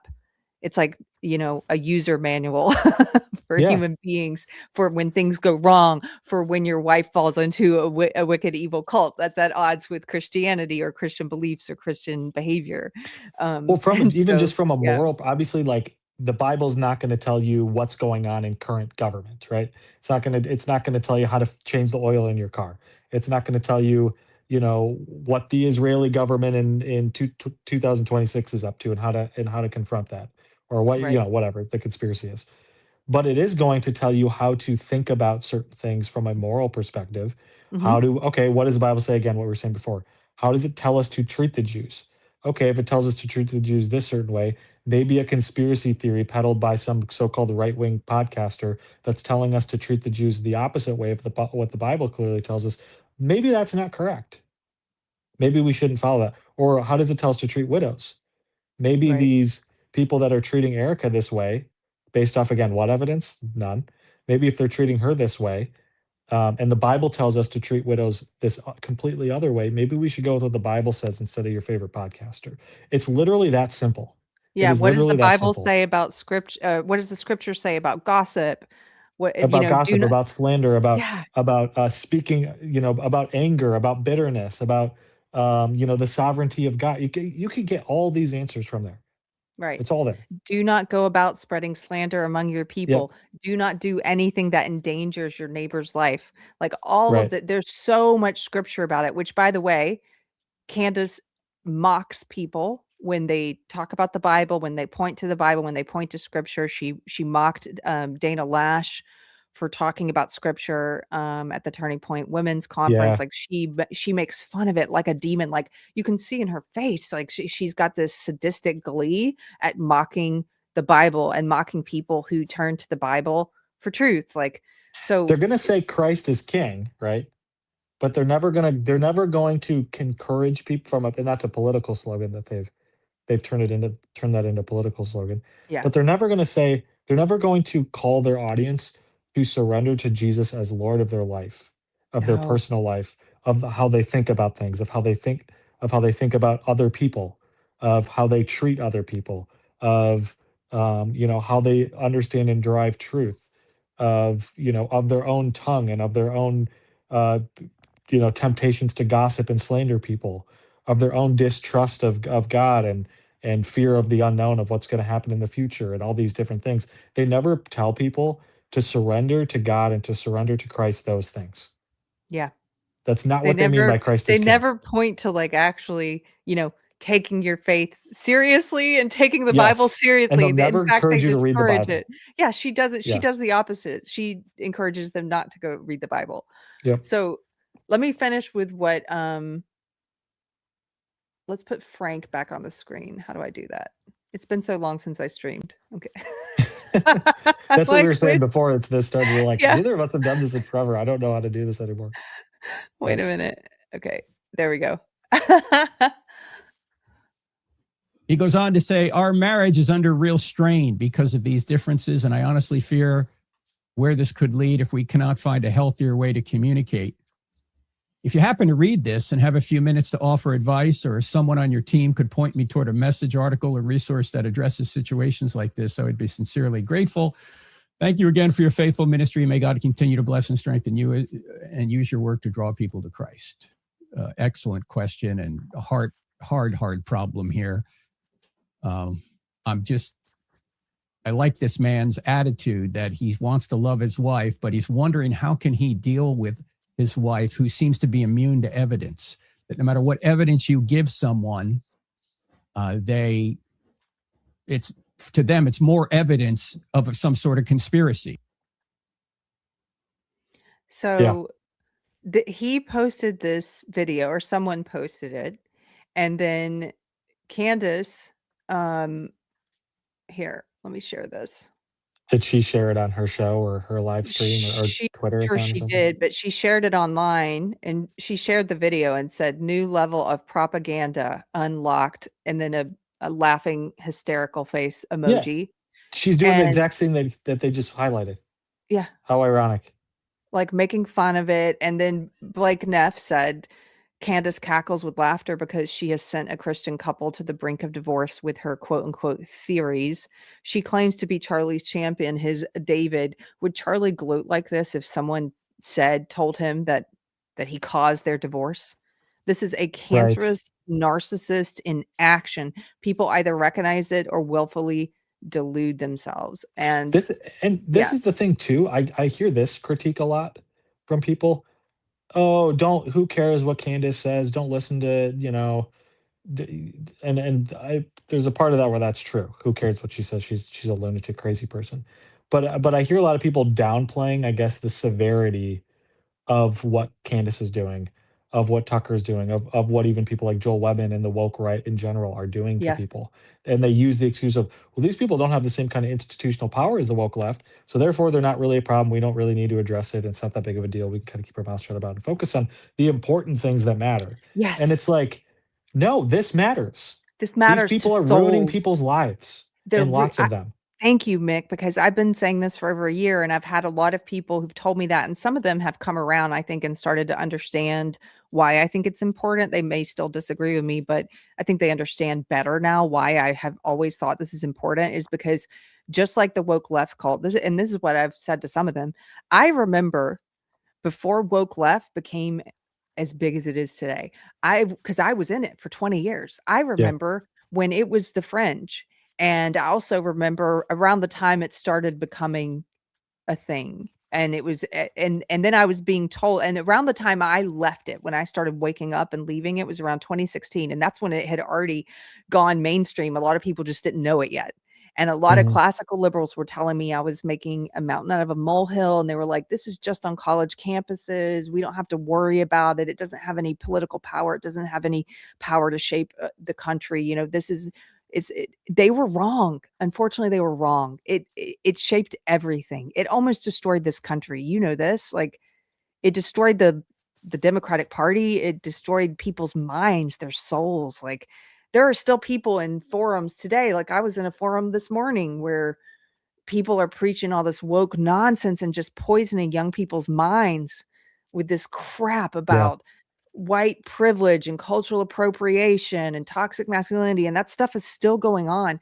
And so I say all that to say, I think people are equally like, they're just too quick to dismiss it and say, this is, I wish this weren't a thing, therefore I'm going to pretend like it's not a thing. Unfortunately, I think it's becoming a thing. It's becoming a thing way faster than people realize. Yeah. And I'll tell you one thing. I was talking to going back and forth with a fairly well-known pastor recently, and good guy. I think he's a good pastor. I won't say the name just for the sake of whatever, but good pastor. I like the guy overall.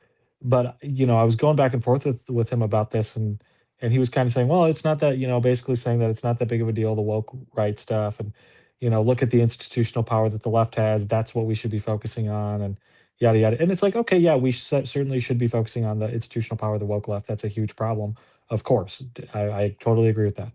But we can chew gum and we can walk and chew gum at the same time here. Like, Right. and the fun thing is about this, and I use the word fun sarcastically, but the interesting thing about this is, like, the same arguments that we're making against the woke left are also the same arguments that we make Yeah. against these people. It's the same fight.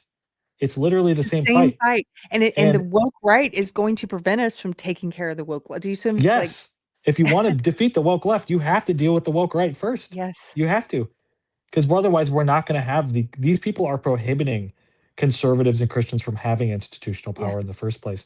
And if you complain about the institutional power of the woke left, you have to get institutional power yourself from a political perspective and defeat these people. But then, Yes. but they don't want to deal with this stuff it's like an anchor holding us down. And the general public is going to not take any of us seriously if we allow our movement, just like what happened with the woke left. Look what happened to the Democrat Party in the last election. That's going to be us. But even worse, Yeah. I think. Even worse. They Even let worse. their side, like, why can we please not be the left? Can we not repeat the things they did? Yeah. They let the psychopaths come in and destroy the whole party and turn the whole party into psychopaths. Now we have Yep. socialists running as Democrats, like outright democratic socialists who are winning elections. Yeah. And even you've got people like James Carville doing videos now, longtime Democratic strategist and liberal class, maybe a little more. No, I wouldn't say classical liberal, but he's a classic Democrat, right? You've got Yeah. James Carville doing videos now saying, this isn't what's happened. This isn't liberalism. Yeah. It's like, yeah, hey, yeah, hello. This is Like, what we've been this is trying what to you tell you. ignored. Yeah, this is what people like him ignored for years. And nowadays, this is what's going to happen with all these people that are downplaying, that maybe don't agree with the woke right, but they're downplaying the severity of it. They're going to be the James Carvilles in about 5 Yes. years. 5 years, they're going to be like, wait a what minute. happened to our party? Why can't we win any elections? What's going on? Why is the radical left winning everything and destroying it? We tried to warn you. Yeah, We tried to warn you, and you blew us off. And it's like, Yep. this is everyone needs to be, if you agree, here's what I would say. If you agree and you're listening to this and you're one of those people who still thinks like, well, if we just don't talk about this problem, it'll go away, or if we ignore it, it'll go away. I would argue that if we don't stand united against it, and you can do that however you want, you can do it by mocking them. Great. Mockery's great. You can do it by taking it seriously and putting together videos or essays about it. You can do it by just being the person who's not afraid to say something about it in your church circle when someone starts pushing conspiracy theories or whatever, like however you choose to do it. The point being, if we just ignore it, it's going to be a bigger problem. It's just going to be a bigger problem. Especially with pastors. I think that was the biggest problem during the woke left era, speaking of in the evangelical world. And again, why is this more politically speaking? Because evangelicals are the largest voting bloc in the country, and where the evangelicals go or don't go, that's sort of where the election goes. Speaking of, a presidential election or the midterms or things like this. And so it's really important that evangelicals have a grasp of these things. And what happened in the last election is, well, what's happened for years and years and years now is evangelicals have been slowly convinced to just kind of disengage from politics and not vote at all. And what's been happening? Well, the left has been winning all these institutions and winning elections and all this stuff because a voting bloc that generally votes conservative and Republican has just been sitting out. And so people look at that problem and they think, okay, now we need to convince people we need to convince the evangelicals to go back out there and vote, right? Mm-hmm. And how do we do that? Well, we have to focus on the problems of the left to motivate them to go out and vote. I'm like, okay, sure, fair enough. But then again, they're ignoring these problems on the right because they don't want to dissuade people from further sitting out of elections or whatever. But the irony is if we don't address this, then they're going to consume the party, just like what happened on the left. And then even more people are going to sit out. Even less people are going to be engaged because it's just lunacy all the way around, no matter which way you spin it. And is that really a situation? I was going to say this too. If you're a pastor or a church leader and you're watching this, like, you gotta don't be afraid to disciple your congregation. I'm not saying make your sermons intentionally like politically provocative, like what Joel Weapon does or anything like that. But like don't be afraid to disciple your congregation on how to deal with this stuff. Teach them about what the Bible says about how to derive truth. Teach them a biblical epistemology. Teach them what the Bible says about how to treat widows and not falsely slandering people and not Right. falsely accusing, whatever it is. At least be prepared and To answer the knowledgeable. questions. Yeah. Be prepared to answer the questions, because if it hasn't already happened to you and you're a pastor or an elder, it is going to happen to you. There are going to be young men or young women in your congregation who are listening to Candace Owens or Nick Fuentes or whoever, and are coming to you and asking you questions about this craziness, and you have to be prepared for that and know what they're talking about. Because if they come to you and you're like, I'm not online, I don't know what you're talking about, then who are they going to go to validate this crazy stuff they're imbibing? They're going to go to someone who is plugged into it, who may be someone who pushes it. Right. Or Exactly. they're going to believe like you're a boomer and you're out of touch, and everything Nick Fuentes says about is, and Candace Owens is also spreading this stuff about how American churches are being infiltrated by Jews and ridiculous stuff I've been hearing lately. Anyway. That's what I was going to say. I just remembered I kind of rabbit trailed there earlier. Okay. There's just so many different angles to spin this. But that was the problem with the progressive left when the woke types kind of took over certain evangelical institutions and churches. It largely was, I think, at the fault of pastors who didn't know how to handle this stuff. All these crazy ideas were being thrown at church members at their jobs, at local businesses, in movies and TV, and all these different things, and all these woke, whatever you want to call it, postmodern ideas. And the pastors were not able to handle this stuff. They didn't know this stuff, and they weren't able to answer questions about how to handle this stuff biblically. They weren't discipling people away from these bad ideas because they didn't understand them themselves. And I fear that a lot of pastors are going to brush. Oh, these are just crazy Nazis on the internet. These are just crazy Candace Owens conspiracy theorists on the internet. This isn't real life. It's like, okay, but what happens on the internet doesn't stay on the internet. Just like what happens in academia doesn't stay in academia. The left taught us that. So, and the internet is kind of modern day academia in many ways for people. So it's like, and even more than that, I think it's like modern day academia, Hollywood, everything, mainstream media all in one is what social media has become. And the left is supporting this, as you can imagine. That's why we talk about the horseshoe theory. Like the woke left, they love this. They love this woke right schism. Makes them look honest. It makes them look, because they can, one of two things. They can point to them and say, look, that's what we told you. Like, look at Nick Fuentes, and that's what we've told you all Trump voters are like, which he's not even a Trump voter, but they can point to him as the boogeyman. Yeah. Or here's the other thing they do. They join forces with these woke right crazies. Like you've seen like Hunter Biden and Candace Owens, Hunter Biden and Nick Fuentes. They just did an interview together. Hunter Biden and Nick Fuentes. Or Hunter Biden and Sean Ryan, or Cenk Uygur and Tucker Carlson, or Chink and Tucker.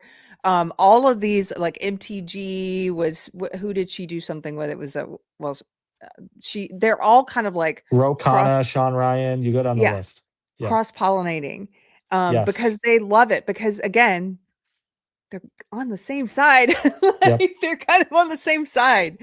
Some of the craziest, Mick, like some of the craziest, most hateful, TDS, woke left people I know online who are still in my Facebook friend circle, who never unfriended me. So I see their posts. Like I'm just talking about the crazy, most vile, like the ones who support assassination culture and, celebrated the murder of Charlie Kirk and celebrate assassination attempts and stuff. Those kind of people, they love Tucker Carlson now. Oh, that's the new thing. That's the new thing. They love MTG now. Isn't that crazy? Yep. They're like the biggest fans. It is horseshoe theory in real life. We're seeing it happen in front of us, where it's, the two sides become so extreme that they kind of loop around and end up being the same weird, I don't even know what it is. It's absolutely wild watching so it. Wild. Let me do you mind if I thank a couple people real quick? Sure. Force of Light was here. Hello, ladies. I love you so much. Do you know them, Mick? I think you do. I think we're friends Michelle, on Twitter. right? Yeah. She says, not sure how anyone listens to Candace. Yeah, it's hard to even stomach it. It is. Super based says, and we wonder why they're broke. This was earlier, so I apologize, Super. I'm not sure what it was replying to. You might have been talking about the so a lot of the Candace fans, here's something that's kind of crazy, is they will spend, like, some of them, not all of them, but some of them live paycheck to paycheck, and they'll be emptying their bank accounts to give her super chats and buy her shirts that are mocking Charlie's death, like the shirt that says, like, Daddy's home, and they'll be spending all this money, and then it's so weird to me, that kind of symbiotic relationship, because she's got these multiple millions of dollars worth of, like, these homes, these multi-million-dollar mansions, more than one of them, multiple, like, a whole fleet of cars. She wears $2,000 blouses. She goes on these exotic, expensive, jet-setting Yeah. trips around the world, and it's just this sort of, some of the people who are propping this up are just sort of, I don't know. I guess I I think mean, she needs it. Candace is like the old school prosperity gospel preacher that's got the Rolex and the Yes. Lamborghini pulling up to a church with, where the families are driving like old beat down minivans and there's like 8 of them Yes. getting out of it. That's Yes. exactly what's going She's on. got, like, her au pair, her nannies, it's Yeah. just, Yeah, she's Kenneth Copeland. yeah. Blatant localism. Thank you for the super chat for $4.99. I'm gonna go buy a $2,000 blouse with it. I'm kidding. I'm joking. It's so stupid. So earlier there was a Trump speech, as I mentioned tonight. Trump speech releasing info on the Democrat voter fraud. I can't wait to watch it. Apparently it's already over, so I'm gonna go watch that later. Yeah, Yeah. Push Up says, I'm I'm gonna back. hop on Trump's Twitter speech and was see what people are saying interesting. about it. Thanks for hanging out with us tonight, guys. I know that some of you went to watch the speech and came back. Super Bass says, sadly, my sister fell into the candy cult, but we are killing her with kindness in the hopes that she sees the light. Super Bass, this is the best thing. So we were talking about this earlier. If it's someone who's close to you, who you love, it depends on the person. It depends on how close you are, if it's a family member or not. Like, there's all different strategies. The killing them with kindness one, I think, is a great one. One of the people I know who's kind of in this stuff, I just don't respond anymore to any of the stuff about conspiracy theories, because, as Mick pointed out, it doesn't matter what I say. They're not curious about what I think. They just want me to come around to their point of view. So they don't actually want to hear from me. They just want to send me stuff or say stuff to me. So I just don't react to that. And I just react to the positive, like, things about life. Well, it's like a cult. Yeah. The reason why a cult exists is to grow the cult. Yeah. And so they need you to believe them, and they need you to accept it, and they need you to join them. And that's kind of how cults work. There's no real positive gain or mission or end goal that they have in mind. It's just get more members. Yeah. And convince more people of the message. And so, yeah, that's so anyways. Killing her with kindness. That's a great strategy. Like, showing her that you love her, even if you guys disagree on this, like, but that you love her and you're always going to be there for her. Like, that is a great strategy. And maybe it won't take you. Yeah. And that's the kind of thing that goes back to the identity point. That's the kind of thing that will, at least I think, I think that'll help change their mindset about their identity and their outlook on the world. If they're just seeing everything through a negative lens because they've been convinced to think so, they've harbored a root of bitterness in their life, whatever the reason might be for the individual person. Like, if you're kind to them and show them goodness and help meet their needs and help, provide, friendship and encouragement and love or whatever it is in their life, unless they're completely gone and just actually insane, I don't know how someone can stay bitter if they have people like that in their life. Yeah. How you can constantly have a negative outlook on the world if everybody in your life personally is treating you like Jesus would treat you. That's how you change that's how you help wake somebody up and help them realize that they're the only true identity that's going to fulfill them and that's going to get them out of the rut is in Christ. That's how you do it. It's not about what you say. It's about how you live and and it's partially what you say, right? We're supposed to tell the truth, physically, verbally tell the truth, but it goes more than that. It's truth and love. Those things have to be interconnected with each other. Yes. So There's a great book that I read years ago, and I just pulled it out today. So it's good timing. It's right here, because my husband, it's by Arthur Brooks, who's a Christian. oh yeah, And yeah. he was just on trigonometry. My husband was telling me about it, and I was like, oh, I know that guy because I read his book years ago, and it's great. It's called Love Your Enemies. And so I was flipping through it again today and looking at some of the notes I took back then. And there's all this stuff in here about like what you're talking about how if somebody's going to change their mind, it's through love. It's not through any evidence or facts that you give them, at least not at first. And so if it's the strange, like, I really don't care. I don't have enough bandwidth for the crazy Candace cult people who I don't know, like the strangers, go away. But if it's someone who you care about, who's close to you, read this book if you have time. It might help you. Yeah. You might find it helpful. Superbase also gifted 5 memberships. Thank you so much. A little membership fairy. And Push-Ups for $2. Hey, Push-Up says Margaret Cho was in the news recently about Lindsey Graham.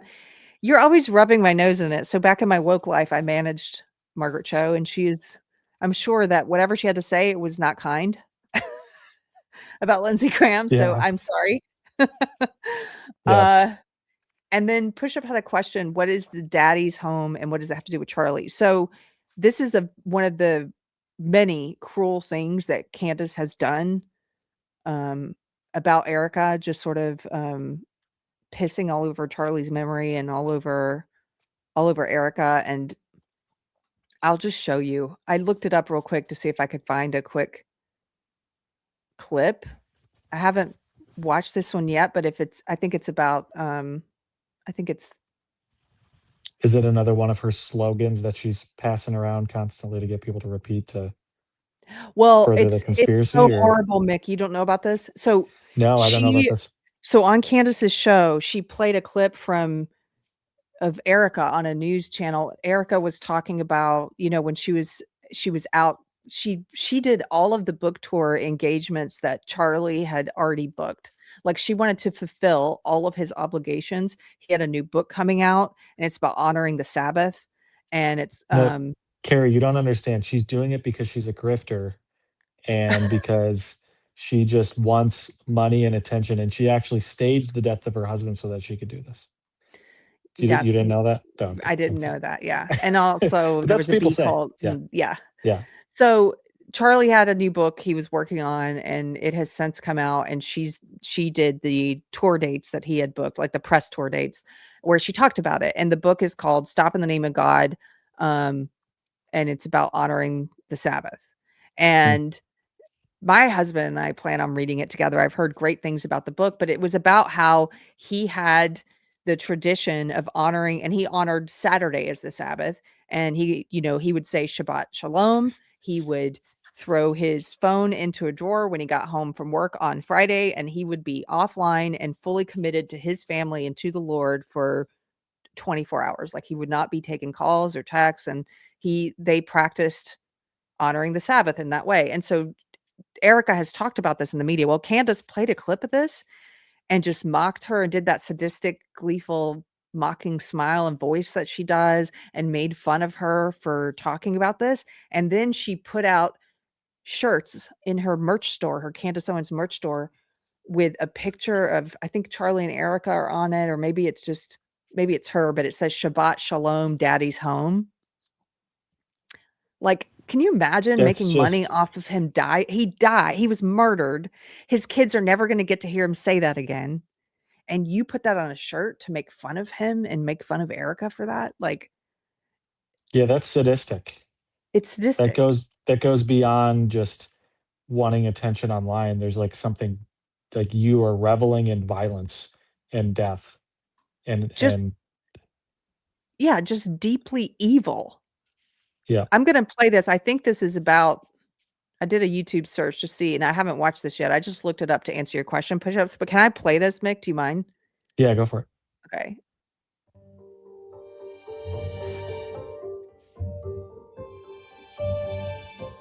So Charlie was removed, and in his place, we got a Shabbat Shalomin, not so grieving widow. This is the book my Charlie wanted you to read. He just finished it. He loves the Jews. He just finished speaking about how much he loves to Shabbat and to Shalom and to say Daddy's home and to throw down his phone, Barry Weiss. It's just incredible when you think about it all coming together. By the way, I have another book coming out. It should be in December, but it's called Stop in the Name of God, Why Honoring the Shabbat Will Transform Your Life. I'm actually writing my next book on the Sabbath. It's called Stop in the Name of God, because Shabbat means stop or ceasing. So I'm not here to sell you a book. It's not even for sale yet. It's just something to think about.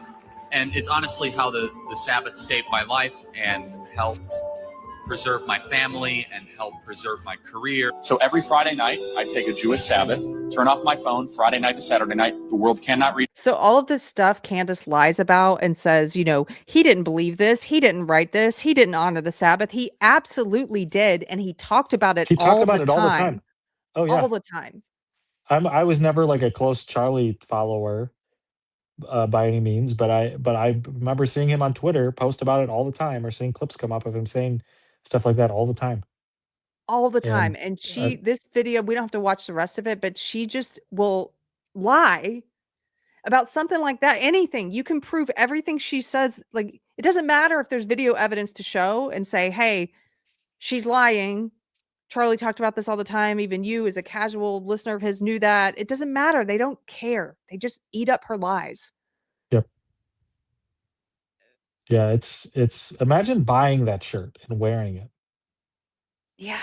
It's just, yeah, it's dark. Again, it goes back to what we've been saying, is this is not a problem of IQ or logic or ability to reason through something.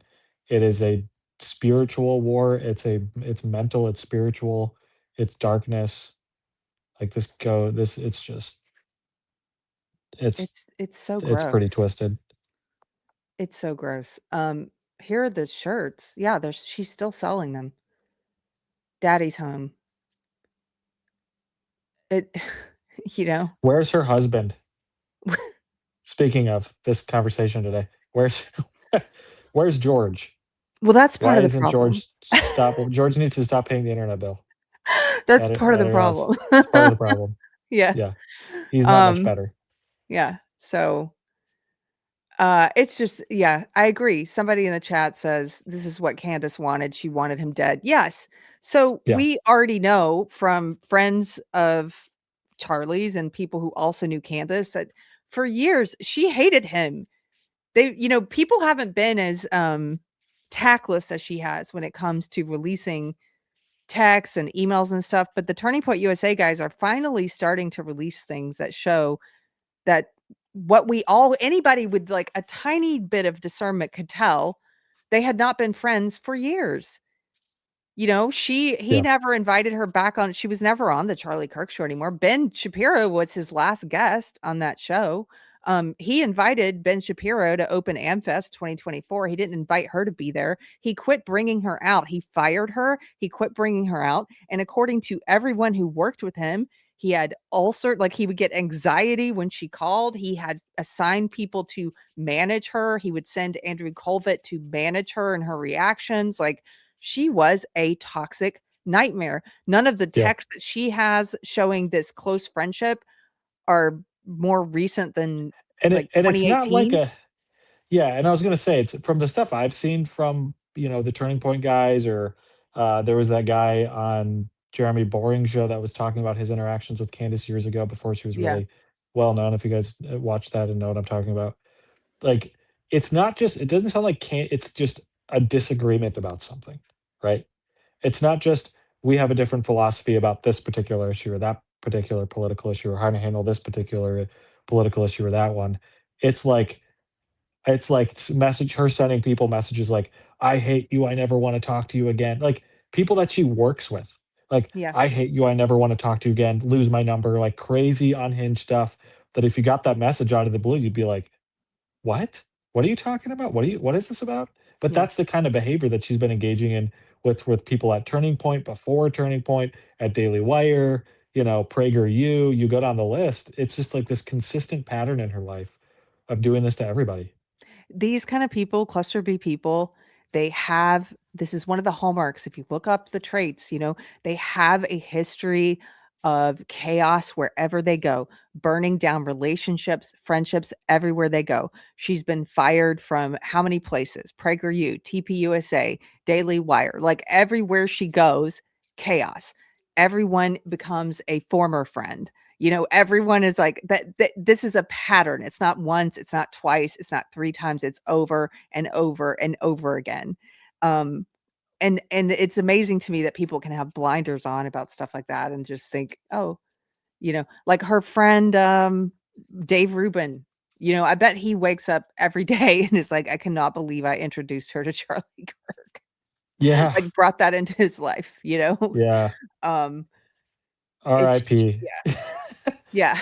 And that's the thing too. That's one thing I've really appreciated about guys like Dave Rubin, about Jeremy Boring, about Ben Shapiro, about a lot of these guys that did sort of platform her at one point or give her the microphone and push her to the level that she's at now to some degree. All of them have admitted, yeah, that was a huge mistake. That was a huge We shouldn't mistake. have done that. And that's one thing that I wish the Turning Point people would have done that a little bit sooner. But things are messy, things are complicated. You can't blame them too much to a certain degree, especially when you have someone as vicious as Candace after you, can get very complicated because, okay, if you completely shut her down, what is she gonna? We're seeing what she's doing now. Like, what is this person gonna do? She tries to And destroy you. it's Yeah. almost easier to just quietly manage her. Dennis Prager But- is another. Yes, from the comments. Yeah, Dennis Prager, another. yeah. Everyone who's worked with her, and so yeah, he was. And anybody who's dealt with one of these creatures, I've dealt with one. Anybody who's Yeah. dealt with one of them knows there's no way to come out unscathed. Either you quietly try to manage them, and you make nice with them, and you try and be polite publicly and never say an ill word about them publicly, and you just try and like keep it sort of like ghost them but politely. Either you do that or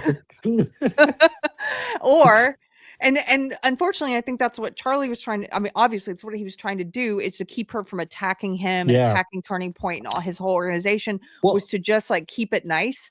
But unfortunately that doesn't work. Look It what's doesn't happened. work. Look what's It's happened. and it's in a way, it's like you don't want to criticize.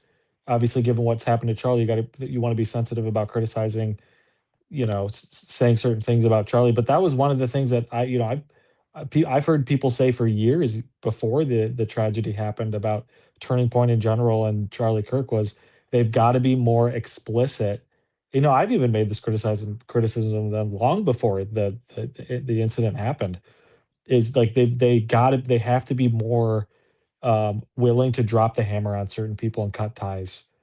It's not worth. You don't want these people, latched to your ship. They're gonna sink it eventually. It's gonna Because they happen. are That's why they snakes. exist.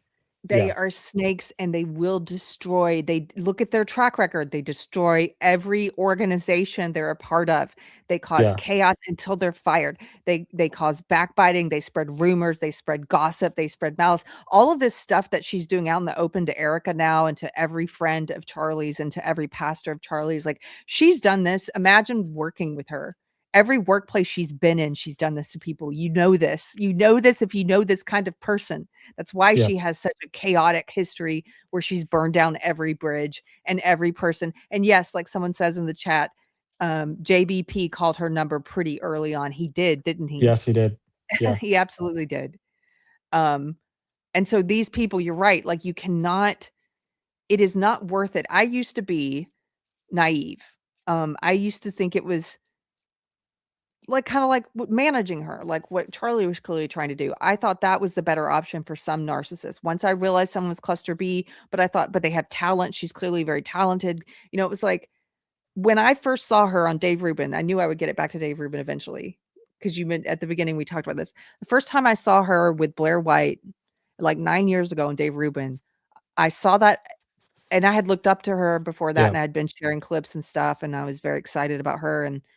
And then I saw that interaction, and I was like, this woman is a narcissist. This is a Yeah. crazy person.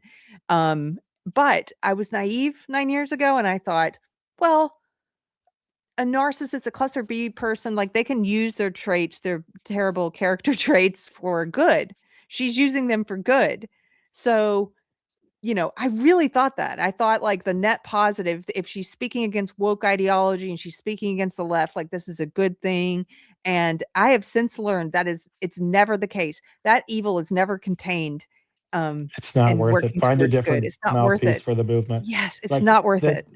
That's what I mean, I think a lot of people can relate to that, specifically with Candace, because I mean, I can relate to that too. I remember years ago, when she was talking about BLM and saying all the things she was saying back then, she was spot on with a lot of the stuff she was saying. The way she was saying it, she was getting a lot of reach, Yep. especially in certain, like the Black community and other communities that generally don't really listen to Republicans or what we have to say about certain things. And they're often targeted with a lot of this woke left propaganda, unfortunately. And like she was speaking into that. Same with guys like Brandon Tatum, and right, she was right in lockstep Yeah. with those guys. And that's, I think, why, again, like when she worked for Turning Point or Daily Wire or PragerU, that's mostly what she was talking about. Was she was speaking to the Black community from a conservative female perspective. Yes, and it was And great. that's why I think they marketed her and put her out there the way that they did, and whatnot, because that's rare, right? There's not a lot of that, unfortunately, that existed, Yeah. at least at that time, and maybe more so now, I think, but back then not so much. And so, but again, was that worth it? In hindsight, no. And No. I think this is absolutely not. And like, it's a lesson, like character matters, personal character matters. It matters in Absolutely politics. does. It matters in media. It's this thing that's often overlooked because someone's charismatic or they're talented or they say the thing you want said to the public Yeah. in a way that maybe you don't have the ability to, but they do. Not worth it. Not worth it. Not worth it. I've turned around on that completely. So Yep. Sister Scripture says David Wood was saved by Christ and his psychopathy was used for good. So it's possible it just didn't happen with Candace. I don't know Oh his yeah, David story, Wood. so I have to look that up. That's very interesting Yeah, to he's me. got a wild story. David Wood. Okay. Yeah, he does Christian apologetics now. He's a really smart dude. But he was in prison for I think like attempted murder or something like What? that. There was something that had to do with like an underage girl too, I think. What? And Okay. he's open about all of it. He has videos about all this stuff. But then he became like he got became a Christian, a born again Christian while he was in prison. And um, while he was in prison, he studied a lot and read a lot, and so now he is where he is now. So, but yeah, she's right about that. It's very rare. The thing that's different about someone like David Wood versus Candace Owens is David Wood did, he was wrong. He sinned in some huge ways, but he admitted he was wrong and he repented and he changed. Right? That's the thing is, yeah, Candace has there never has done to that. be These repentance. people have never done that. Yeah. There They has they to be don't that. Yeah. they don't say even like someone like Tucker. How many times has he been caught just overtly lying about stuff? And he doesn't And care. he'll never admit that he said something wrong. Yeah. Candace Owens will never admit she said something wrong. These people will just make an excuse for it and they'll just move on to the next subject or to the next talking point. Yeah. It's so dishonest. Well, I don't know this guy, David Wood, who he is, but I'm going to look him up because that sounds fascinating. But I do believe, I mean, obviously, I believe that Jesus can change any heart. It's just that a lot of hearts are hardened, and usually the cluster B hearts appear to be very hardened. Yep. However, I'm one of those weirdos who believes that, like, take an extreme case, Jeffrey Dahmer. I believe his conversion story and what came with that repentance. And he, unlike a lot of serial killers, like really disgusting, horrible, evil serial killers, he didn't lie when they arrested him. He was eager to confess everything, and not in that reliving it way, but in that it was almost like he was relieved that he got caught and wanted to unburden himself. Unburdened Maybe from I'm what wrong. it has been, like Kamala Harris says. No. No. But I believe his story. Maybe I'm wrong, but maybe he Yeah, it fooled could be. me, but I Yeah. thought he was legit, like actually repentant, and who knows? So who knows? Right. Maybe you could see her turn around one day. I highly doubt it, but maybe. Yeah, I'm not keeping my hopes up with her. Yeah. Hopefully more people that follow her though. Yeah. I mean, I think that's really the The people mission that follow field is her. people that follow her. Yes. Well, let me let me close with this then. This is a good way to follow it. You shared this on X, and this is a video of Ben Shapiro's. Oh And yeah. where you highlighted that he says it's a sin to listen to Candace for entertainment. It's soul destroying. And you said it's hard to argue with him here. Let me just play this. This one's very short. So here's the thing. It's an actual sin to listen to Candace Owens spew this evil trash. If you do, you're giving her your time, which means that obviously she's making a lot of money off of this sort of stuff. But what's far more important than the money, because money is just money. But what's far more important, if you give her your brain cells to kill, you are harming yourself. You are harming the world. Stop pretending that you're subscribing to ideological pornography just because it's entertaining. It's soul destroying, not just for Erica Kirk or her children or the people at TPUSA, but for you and then for the country. So here's the thing. It's an actual sin. Okay, so explain what you mean when you say he's right about this. Can't argue with him. So, well, it goes back to what we were saying before, where this is slander, right? And so a lot of people that are engaging in, these people in the cult, her cult, they're actively participating in slander. And by, if you're going and you're watching her videos and you're telling yourself you're doing it for entertainment or for research or whatever excuses people give, those are all just things you're telling yourself to distract from the fact that this woman is actively engaging in harassment.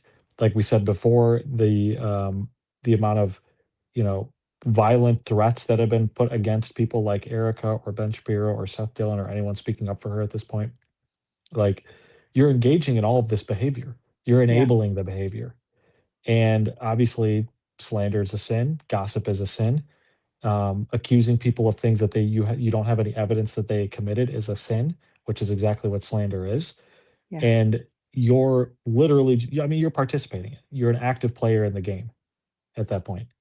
And especially if you're reveling in it, or you're finding pleasure in it by watching the content, which is what I guarantee you, a lot of these wine moms at home, they sit there and they pour their wine and they're giggling and they get a little tipsy and they're watching Candace Owens like it's their favorite, like they're watching The Bachelor or something, like they're watching two people in a relationship fight with each other on TV. That's probably the kind of thrill that a lot of these women or people in general get out of watching her. And that's sinful. It's like, it's kind of like watching porn, really. Yeah. It's taking pleasure in sin. It's taking pleasure in watching other people sin. That's sin. That itself is sin. Absolutely. Thank you for explaining that. And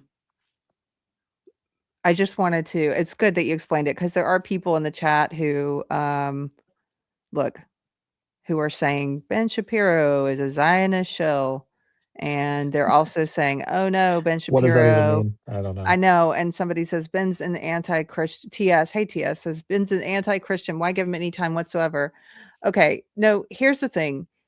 I did a whole episode about the speeches that Ben gave at Heritage Foundation and TPUSA this year at AmFest. They were excellent. And one of those speeches was about truth and the pursuit of truth. And if you are watching this and you're a Christian, I assume that you've witnessed people come to Christ around you. And one of the things that you notice on that walk is that when a person starts actually pursuing truth, not this lie, these fibs, this malicious slander, gossip stuff that Candace does, where it's like asking questions and it's just spreading this libel. Not that, but when someone's actually pursuing truth, sometimes they end up at God. Not always. There's a lot of roadblocks.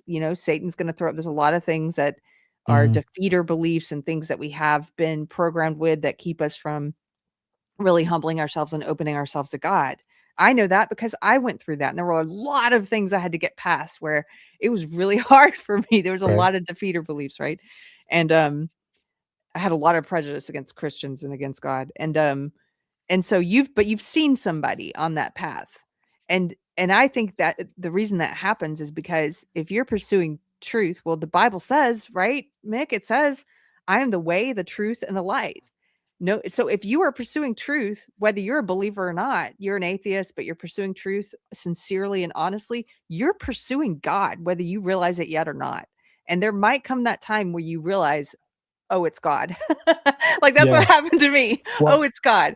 And so yeah. I say all this to say Ben Shapiro is a person who, at least what I have seen, now if you've got a clip that shows him in a different light, feel free to send it to me, but I have seen him pursue truth even when it's unpopular. I have seen him say what he believes to be true even when it's unpopular. I have not seen him lie about people or do any of the wicked acts that people like Candace Owens are doing. So even though he's not a believer, and I think obviously he needs Jesus, and I hope he finds Jesus. I think he is on that path of pursuing truth, though. Yeah, I completely agree. And you know what's interesting is a lot of these people that are going to make that accusation against Ben that he's not a Christian, essentially this is the conclusion they're drawing. He's not a Christian, therefore we shouldn't take anything he says seriously or listen to anything he says, right? Because he's not a Christian. You hear the same arguments against people like James Lindsay or whoever else, right? Right.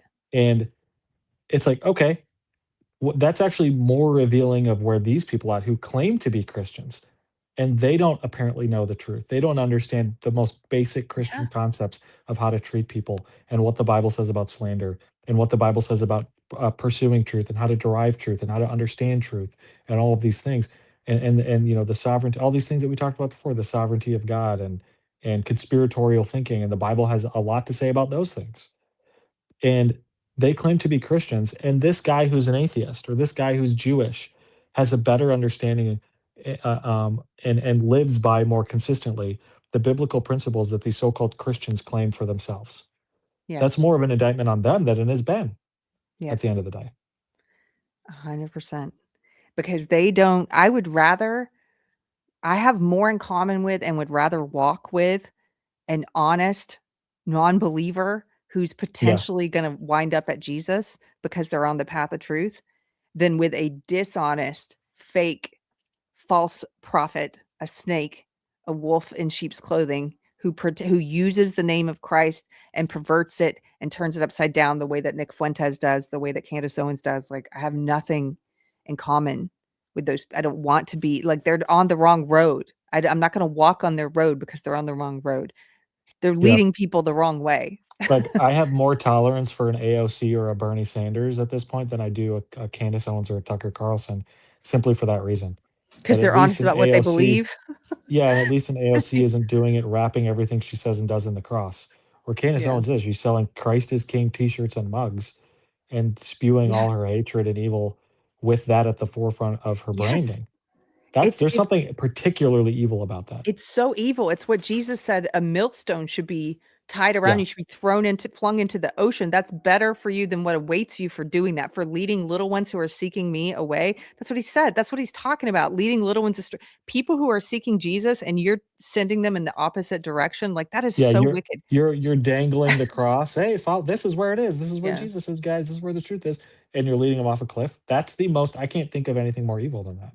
Yeah, Tallarico does the same thing. He does it from the woke left, but James Tallarico here in Texas, he does the same thing as Candace Owens. Okay, let's see if I have anybody else I have to think, because I've kept you a long time. Push-ups, love you, Keri. Good show tonight. Thank you, Push-ups. Thanks for the super chat. I'm going to let you go. It's been a long one. 2 hours and 17 minutes.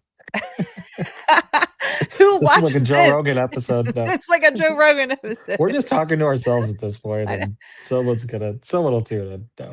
Well, I had fun talking with you. And Davina's here. She says, great interview. Push-ups is still here. TS. Thank you guys for hanging out with us tonight. I hope you got something out of it, even if you disagree. I saw some people disagreeing. That's great. As long as as long as you're civil. I appreciate people being civil when they disagree. Thanks for being here. Mick, tell them again where they can find you online if they want to check out your channel. On Twitter, Instagram, those are my two most active places. I do have a YouTube channel as well. I have some interviews. I've interviewed James Lindsay and Keri, of course, and Dinesh D'Souza and a few other people. You find those on YouTube. I'm going to be doing more interviews coming up here. Is the goal here to get more back in, because I was doing them fairly consistently for a little bit. I also have op-eds at Christian Post right now. You can go check those out. All this stuff that I'm listing is linked on all my social media platforms in the bio. You'll find everything. I have a link tree under all my social media platforms. You can click on it and see all of it. So cool. And I have the links below, so check it out. Thank you guys for being here. and being patient with me with my new schedule changes. Thank you, Mick. Yep. Yeah. Have a good thanks for having night. me. Cool. I'll talk to you later.